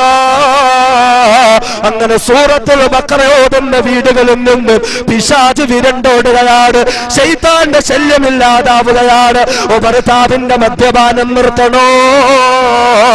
ഭാര്യയുടെ അനുസരണക്കേട് നിർത്തണോ? മക്കളുടെ വഴികേട് അവസാനിപ്പിക്കണോ? വീടുകളിൽ ഖുർആൻ ഓതപ്പെടട്ടെ, വീടുകളിൽ ഖുർആനുമായി ബന്ധപ്പെടട്ടെ. ഖുർആനുമായി ബന്ധമുള്ള വീടുകളിലാണ്, സൂറത്തുൽ ബഖറ ഓതുന്ന വീടുകളിലാണ് പിശാച് വിരണ്ടോടുന്നതെന്ന് അല്ലാഹുവിന്റെ ഹബീബ് പറഞ്ഞെങ്കിൽ എന്റെ സഹോദരങ്ങളെ ചിന്തിക്കണേ. നാളിതുവരെയായി നമ്മുടെ വീട്ടിൽ സൂറത്തുൽ ബഖറ ഓതപ്പെട്ടിട്ടുണ്ടോ? പുതിയ വീട്ടിലേക്ക് താമസമായവരുണ്ട്, പുതിയ വീട് പണി നടത്തിക്കൊണ്ടിരിക്കുന്നവരുണ്ട്, താമസിക്കാൻ വെമ്പൽ കൊള്ളുന്നവരുണ്ട്. അതല്ല എങ്കിൽ കാത്തിരുന്ന് താമസമായവരുണ്ട്. നാളിന്ന് വരെ വീടുകളിൽ സൂറത്തുൽ ബഖറ ഓതിയിട്ടുണ്ടോ? നാളിന്ന് വരെ വിശുദ്ധ ഖുർആനിന്റെ മാസ്മരികമായ ശബ്ദം ആ വീടുകളുണ്ട്, ഭിത്തുകളിൽ അലയടിച്ചിട്ടുണ്ടോ? ആ വീട്ടിലാണ് ബറക്കത്തുള്ളതെന്ന് മുഹമ്മദ് മുസ്തഫ. ആ വീട്ടിലാണ് സമാധാനമുള്ളതെന്ന് മുഹമ്മദ് മുസ്തഫ. വീട്ടിൽ താമസമാകുന്നതിന് മുമ്പ് കണ്ണുപെടാതിരിക്കാൻ കുമ്പളങ്ങ കെട്ടിത്തൂക്കിയിടുന്നവരുണ്ട്. കണ്ണുപെടാതിരിക്കാൻ വീട്ടിൽ ബറക്കത്തുണ്ടാക്കാൻ വേണ്ടി അത് പണ്ഡിത വേഷധാരി ധരിച്ചുകൊണ്ട് നടക്കുന്നവര് ഹോമം നടത്തുന്ന വീടുകളുണ്ട് സഹോദരങ്ങള്. അഗ്നിഹോമം പോലും നടത്തുന്ന വീടുകളുണ്ട്. വേണ്ട വേണ്ട, അതിലേക്കൊന്നും നിങ്ങൾ പോകേണ്ടതില്ല. ഖുർആനും ഓതുമോ? ഖുർആനുമായി ബന്ധപ്പെടുമോ? ആ വീട്ടിന് ബറക്കത്താണ്, ആ വീട്ടിന് സമാധാനമാണ്. എന്ന് മാത്രമല്ല, പടച്ചവനെ സഹോദരങ്ങളെ, നമ്മുടെ കച്ചവടങ്ങളിൽ ബുദ്ധിമുട്ടുണ്ടോ? കടങ്ങൾ കൊണ്ട് ബുദ്ധിമുട്ടുന്നുണ്ടോ? ലാഭമില്ലാതെ നഷ്ടപ്പെട്ട് ബുദ്ധിമുട്ടുന്നുണ്ടോ? അല്ലാഹുവിന്റെ ഹബീബ് പറഞ്ഞു, ഖുർആനിലേക്ക് മടങ്ങുക, ഖുർആനിലേക്ക് മടങ്ങുക. അതേ റസൂലുള്ളാഹിന്റെ വാക്കുകളാണ്. സാമ്പത്തികമായ പ്രശ്നങ്ങൾ പരിഹരിക്കപ്പെടണോ?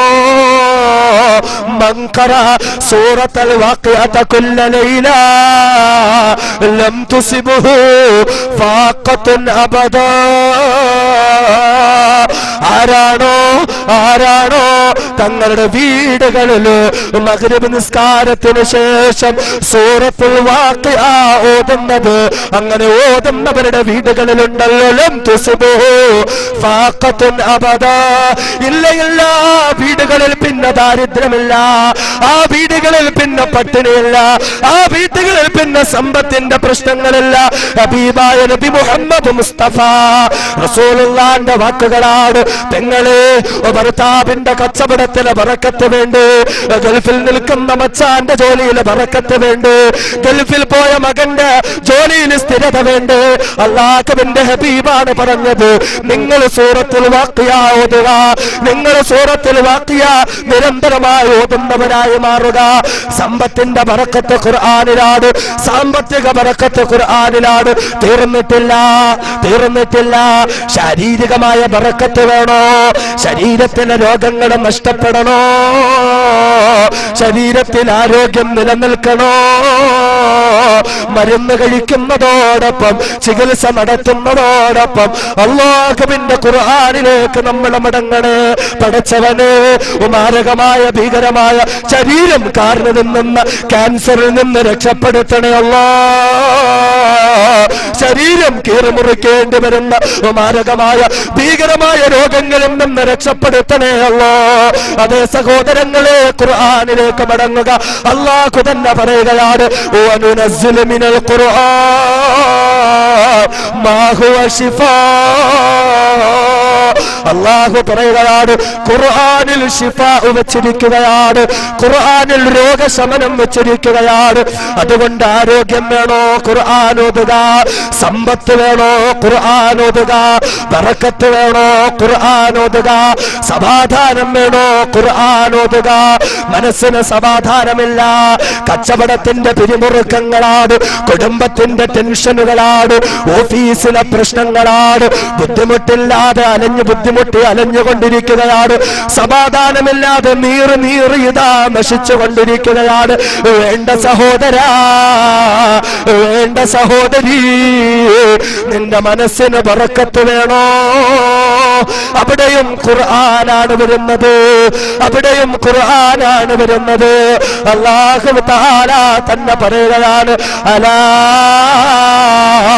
മനസ്സിന് സമാധാനം ആഗ്രഹിക്കുന്നവരറിയണേ, ബിദിക്രില്ലാഹി തത്മഇന്നുൽ ഖുലൂബ്.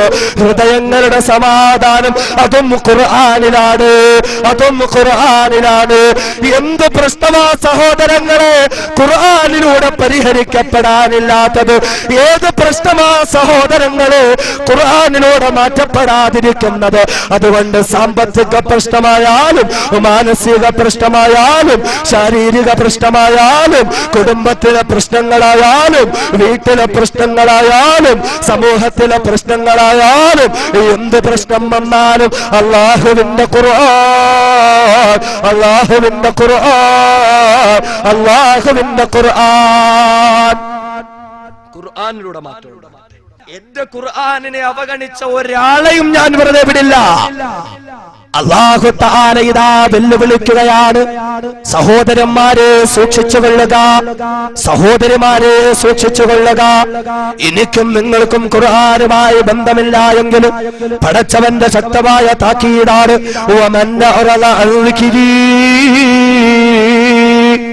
അല്ലാഹു ചോദിക്കും, ആരാണടാ എന്റെ ഖുർആനിനെ അവഗണിച്ചു കളയുന്നത്? ആരാണടി എന്റെ ഖുർആനിനെ അവഗണിച്ചു കളയുന്നത്? ആരൊക്കെയാണോ എന്റെ ഖുർആനിനെ തള്ളിക്കളയുന്നത്? ആരെങ്കിലും എന്റെ ഖുർആനിനെ തള്ളിക്കളഞ്ഞാൽ അവർ സൂക്ഷിച്ചു കൊള്ളട്ടെ.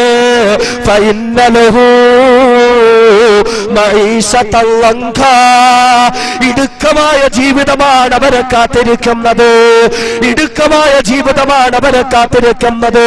അതേ ബറക്കത്തില്ലാതെ നഷ്ടമായ സമാധാനമില്ലാത്ത ജീവിതം എന്നാൽ ദുനിയാവിൽ കിട്ടുമെന്ന് തോന്നിയേക്കാം. പക്ഷേ നാളെ മരിച്ചു കഴിഞ്ഞ് ഖബറിലേക്ക് ചെന്നാൽ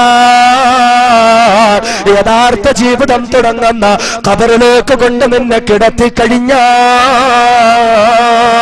പാവല്ലപ്പള്ളിയുടെ ഖബറിൽ കൊണ്ടുവച്ച് കഴിഞ്ഞാൽ, കാട്ടുചന്തപ്പള്ളിയുടെ ഖബറിൽ കൊണ്ടുവച്ച് കഴിഞ്ഞാൽ, കുടവൂര് പള്ളിയുടെ ഖബറിൽ കൊണ്ടുവച്ച് കഴിഞ്ഞാൽ, നമ്മുടെ ഓരോരുത്തരുടെയും ഖബർസ്ഥാനിലേക്ക് നമ്മളെ കൊണ്ട് കിടത്തി കഴിഞ്ഞാൽ, കൂട്ടുകാര് പോവുകയാണ്, വീട്ടുകാര് പോവുകയാണ്, നാം ഇഷ്ടപ്പെട്ട സകലരും നടന്നു നീങ്ങുകയാണ്.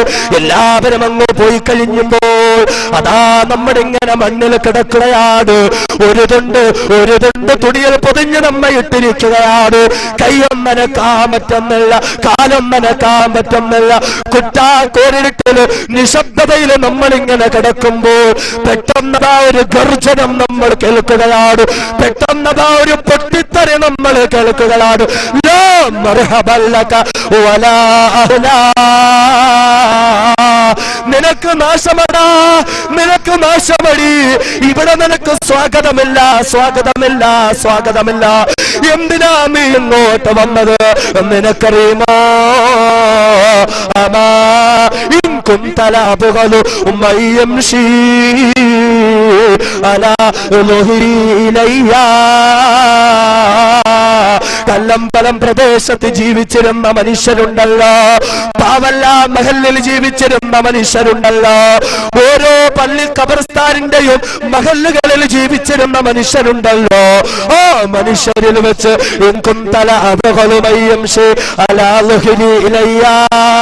നിന്നോടായിരുന്നടാ ചെറുപ്പക്കാരാ, നിന്നോടായിരുന്നടാ സഹോദരാ എനിക്ക് ഏറ്റവും കൂടുതൽ ദേഷ്യമുണ്ടായിരുന്നത്. ഏ ചെറുപ്പക്കാരി സഹോദരി ഉമ്മ പെങ്ങന്മാരെ, ഇൻകുന്തല അബുകളുമയ്യം നിന്നോടായിരുന്നു എനിക്ക് ഏറ്റവും ദേഷ്യമുണ്ടായിരുന്നത്. ആരാണ് പറയുന്നത്? ആരാണ് പറയുന്നത്? അയൽക്കാരല്ല, കുടുംബക്കാരല്ല, കൂട്ടുകാരല്ല, പിന്നെയോ ഏത് ഖബറിലേക്ക് നമ്മളെ കൊണ്ടുവച്ചു കഴിഞ്ഞോ, ഏത് ഇരുട്ടറയിലേക്ക് നമ്മെ കൊണ്ടുവച്ചു കഴിഞ്ഞോ, ആ ഖബർ തന്നെയാ നമ്മോട് സംസാരിക്കുന്നത്. ആ ഖബർ തന്നെയാ നമ്മെ പേടിപ്പിക്കാൻ തുടങ്ങുന്നത്. എന്നിട്ട് പറയുന്നു ഫസ്റുതൈലയ്യാ, ഇന്നതാ നീ എന്നിലേക്ക് വന്നിരിക്കുകയാണ്, നീ എന്ന് ഖബറാകുന്ന എന്റെ മരണം പിളർന്നെന്നിലേക്ക് വന്ന് കിടക്കുകയാണ്. കാണണമോ? ഫസതറാ സുനീഇ ബിക, എന്റെ സ്വീകരണം എങ്ങനെയെന്ന് കാണണോ? ഞാൻ നിന്നെ സ്വീകരിക്കുന്നത്, നിനക്ക് സ്വാഗതമോകുന്നത് എങ്ങനെയെന്ന് നിനക്കറിയണോ എന്ന് ചോദിച്ചുകൊണ്ട് അല്ലാഹുവിന്റെ ഹബീബ് പറയുകയാണ്. ഖബർദാ നമ്മെ ഞെരുക്കാൻ തുടങ്ങുകയാണ്. ഖുർആനോദാത്ത സഹോദരങ്ങളെ, ഖുർആനോദാത്ത സഹോദരിമാരെ, എന്നെയും നിങ്ങളെയും ഖബർദാ ഞെരുക്കാൻ തുടങ്ങുകയാണ്. അല്ലാഹുവിന്റെ ഹബീബ് പറയുന്നു, നമ്മുടെ വാരിയല്ലുകൾ ഉണ്ടല്ലോ, വാരിയല്ലുകൾ കൂട്ടിച്ചേർക്കപ്പെടുകയാണ്, രണ്ടു വശത്തേക്കും ഞെക്കിഞ്ഞെടുക്കപ്പെടുകയാണ്. വാരിയല്ലിന്റെ ഓരോ കഷണങ്ങളും പീസ് പീസായി ടക്ക് ടക്കെന്ന് പറഞ്ഞൊടിഞ്ഞൊടിഞ്ഞൊടിഞ്ഞു നുറുങ്ങാൻ തുടങ്ങുകയാ. അതെ, അത് തന്നെയാണ് ഇടുക്കമായ ജീവിതം, ഞെരുക്കമായ ജീവിതം. അതെ, അത് തന്നെയാണ്. ഖുർആനോദാത്തവർക്കുള്ള ശിക്ഷയാണ്, ഖുർആനുമായി ബന്ധമില്ലാത്തവർക്കുള്ള ശിക്ഷയാണ്. ഖബർ ഞെക്കി ഞെരുക്കാൻ തുടങ്ങുകയാണ്. അവിടെയും തീർന്നിട്ടില്ലല്ലോ, ഖബർ കൊണ്ടങ്ങ് തീർന്നിട്ടില്ലല്ലോ. രാജാതിരാജനായ അല്ലാഹുവിന്റെ മുന്നിലേക്ക് ചെന്നാ അല്ലാഹു പറയുകയാണ്, വനഹ്ശുറുഹു യൗമൽ ഖിയാമത്തി അഅമാ വനഹ്ശുറുഹു യൗമൽ ഖിയാമത്തി അഅമാ. നാളെ എന്റെ മുന്നിലേക്ക് വരുമ്പോ കണ്ണ് കാണാത്ത നിലയില്, കണ്ണിന് കാഴ്ചയില്ലാത്ത നിലയില് അവരെ ഞാൻ ഹാജരാക്കുകയാണ്. ഖുർആൻ ഓതാത്തവർക്ക്, ഖുർആൻ കാണാത്തവർക്ക്, ഖുർആനുമായി ബന്ധപ്പെടാൻ കഴിയാത്തവർക്ക് നാളെയുടെ ലോകത്ത് കണ്ണിന് കാഴ്ചയില്ല, കണ്ണിന് കാഴ്ചയില്ലാതെ പുനരുദ്ധാരണം നടത്തപ്പെടുകയാണ്. ഈ സമയത്ത് അല്ലാഹുവിനോട് പൊട്ടിക്കരഞ്ഞുകൊണ്ട് ചോദിക്കുകയാണ്, റബ്ബി ലിമ ഹശർതനി യൗമാ, റബ്ബി ലിമ ഹശർതനി യൗമാ.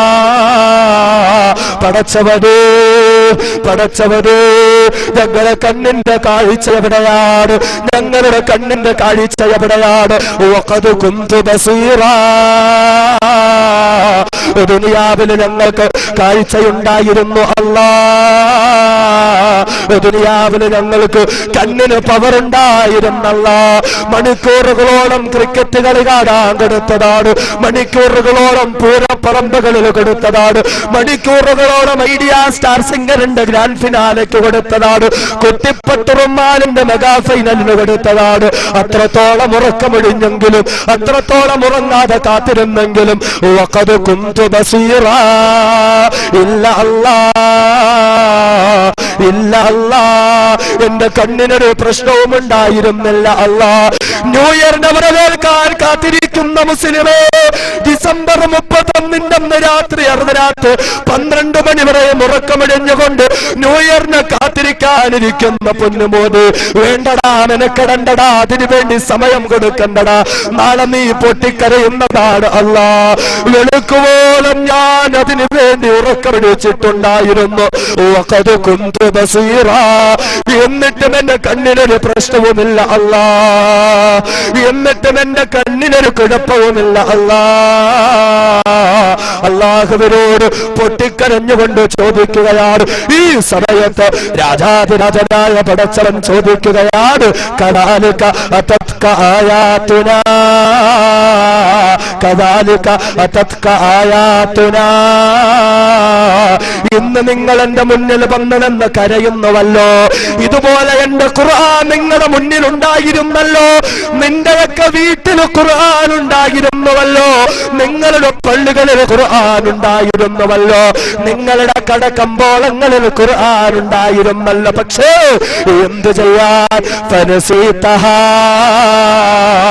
ഫനസീതഹാ, ആ ഖുർആനിനെ നിങ്ങൾ മറന്നു കളഞ്ഞില്ലേ, ആ ഖുർആനിനെ നിങ്ങൾ അവഗണിച്ച് കളഞ്ഞില്ലേ? എന്റെ ഖുർആൻ നീ ഒന്ന് കൈകൊണ്ടെടുത്തോ, എന്റെ ഖുർആൻ നീ ഒന്ന് പഠന വിധേയമാക്കിയോ, എന്റെ ഖുർആൻ നീ ഒന്ന് പാരായണം നടത്തിയോ?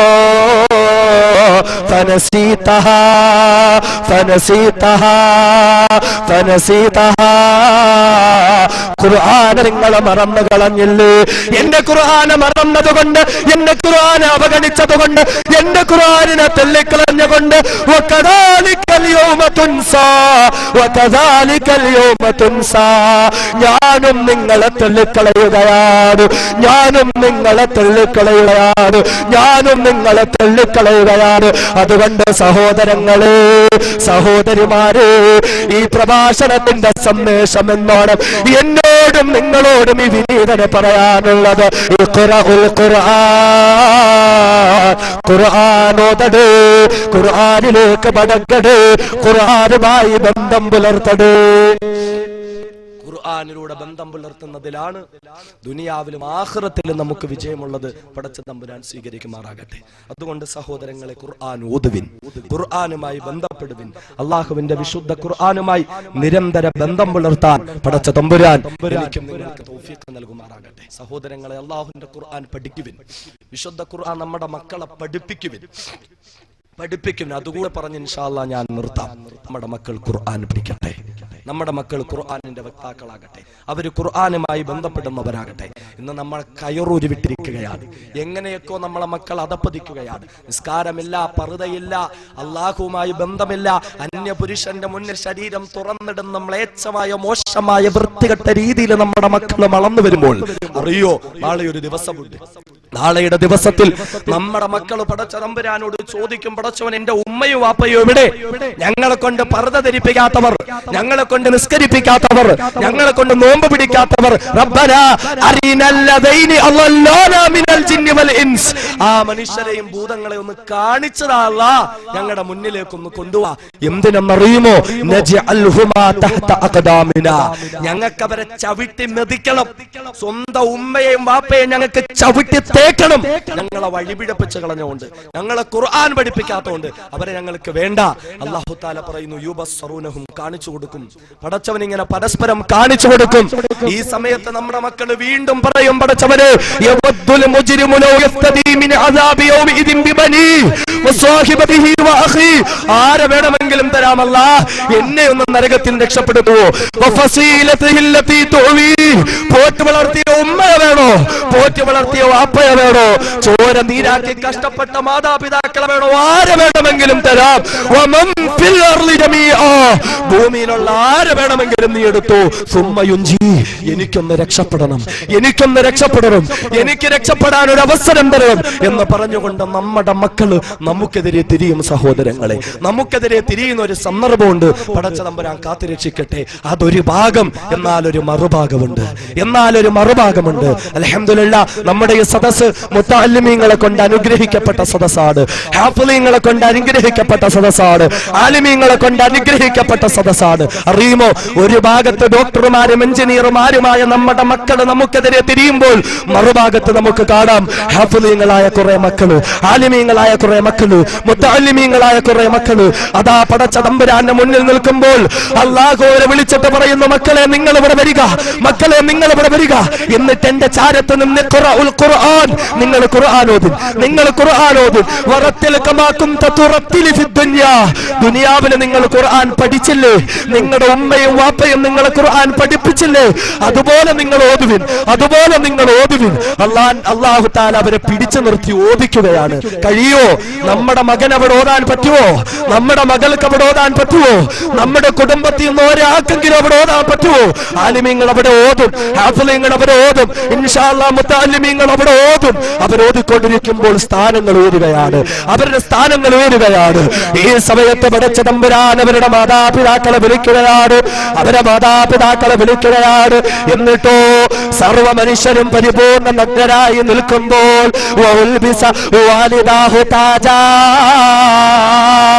അല്ലാഹുവിന്റെ ഹബീബ് പറയുകയാണ്, പടച്ച തമ്പുരാൻ അവരുടെ തലയിലേക്ക് ഒരു കിരീടം ഇതാ വെച്ചു കൊടുക്കുകയാണ്. ഹാഫിളീങ്ങളുടെ, ആലിമീങ്ങളുടെ, മുത്തഅല്ലിമീങ്ങളുടെ മാതാപിതാക്കളുടെ തലയിലേക്ക് അല്ലാഹു തആല ഈ ലോകത്തുള്ള സൂര്യനുണ്ടല്ലോ, സൂര്യനേക്കാൾ തിളക്കമുള്ള കിരീടം വെച്ചു കൊടുക്കപ്പെടുകയാ. കിട്ടുമോ ഉമ്മ, കിട്ടുമോ സഹോദരാ? തീർന്നിട്ടില്ല. എല്ലാവരും ഒരു നൂൽ കഷണം പോലും ഇല്ലാതെ നിൽക്കുമ്പോൾ ഹാഫിളീങ്ങളുടെ, ആലിമീങ്ങളുടെ മാതാപിതാക്കളെ വിളിച്ചിട്ട് അല്ലാഹു റബ്ബുൽ ഇസ്സത്ത് അവർക്ക് ദാ 2 ജോഡി വസ്ത്രം കൊടുക്കുകയാണ്, 2 ജോഡി വസ്ത്രം കൊടുക്കുകയാണ്. ആ വസ്ത്രത്തിന്റെ വില എന്തെന്നറിയുമോ? ദുനിയാവ് മുഴുവൻ എഴുതി കൊടുത്താലും, ദുനിയാവ് മുഴുവൻ വെറ്റ് പറക്കിയാലും ഇല്ല, ഇല്ല, ആ വസ്ത്രം വാങ്ങാൻ കഴിയില്ല, ആ വസ്ത്രം നേടിയെടുക്കാൻ കഴിയില്ല. അങ്ങനെയുള്ള വസ്ത്രത്തെ പടച്ച തമ്പുരാൻ ധരിപ്പിക്കുകയാണ്. ഈ സമയത്ത് ഖുർആന്റെ വക്താക്കളായ ഉമ്മയും വാപ്പയും അല്ലാഹുവിനോട് ചോദിക്കുന്നു, അല്ലാഹ് ബിമ കുസീനാ ഹാദാ, ബിമ കുസീനാ ഹാദാ, എന്തിനാ പടച്ചവനെ ഞങ്ങൾക്ക് ഈ വസ്ത്രങ്ങള്, എന്തിനാ പടച്ചവനെ ഞങ്ങൾക്ക് ഈ കിരീടങ്ങള് എന്ന് അല്ലാഹുവിനോട് ചോദിക്കുമ്പോൾ അല്ലാഹു മറുപടി പറയുകയാണ്, ബിഅഖദി വലദികുമൽ ഖുർആൻ, ബിഅഖദി വലദികുമൽ ഖുർആൻ. നിങ്ങളുടെ മക്കളെ നിങ്ങൾ ഖുർആനിന്റെ വക്താക്കളാക്കിയില്ലയോ?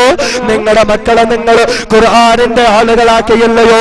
അതിനുവേണ്ടിയുള്ള സമ്മാനമാണ്, അതിനുവേണ്ടിയുള്ള സമ്മാനമാണ്. നമുക്ക് ആ സമ്മാനം വേണ്ടയോ? നമുക്ക് ആ കിരീടം വേണ്ടയോ? നമുക്ക് ആ വസ്ത്രങ്ങൾ വേണ്ടയോ? അതുകൊണ്ട് സഹോദരങ്ങളെ, മനസ്സ് തുറക്കട്ടെ. ഖുർആനിന്റെ സദസ്സാണ്, ഖുർആൻ ഓതിയ സദസ്സാണ്, ഖുർആനിനെ പരിചയപ്പെടുത്തിയ സദസ്സാണ്. ഈ സദസ്സിൽ നിന്ന് തീരുമാനമെടുക്ക്, ഇൻഷാ അല്ലാഹ് ഈ നിമിഷം മുതൽ ഞാൻ ഖുർആനിന്റെ ആളാണ്. ഈ നിമിഷം മുതൽ എന്റെ കുടുംബം ഖുർആനിന്റെ കുടുംബമാണ്. ഞങ്ങൾ ഖുർആനിന്റെ വക്താക്കളാവുകയാണ്. അതുകൊണ്ട് മനസ്സിൽ മാറ്റമുണ്ടാകട്ടെ. ഖുർആനിന് വേണ്ടി ജീവിതം കൊടുക്കാൻ, ഖുർആനിന് വേണ്ടി സമ്പത്ത് കൊടുക്കാൻ, ഖുർആനിന് വേണ്ടി സമയവും സന്ദർഭവും കൊടുക്കാൻ കരുണക്കടലായ അല്ലാഹ് ഞങ്ങൾക്ക് തൗഫീഖ് നൽകണേ നാഥാ. അതുകൊണ്ട് സഹോദരങ്ങളെ, ഖുർആനുമായി ബന്ധം വെക്കിൻ. നമ്മുടെ മക്കളെ ഹാഫിളീങ്ങളും ആലിമീങ്ങളുമാക്കാൻ അല്ലാഹു സുബ്ഹാനഹു വ തആല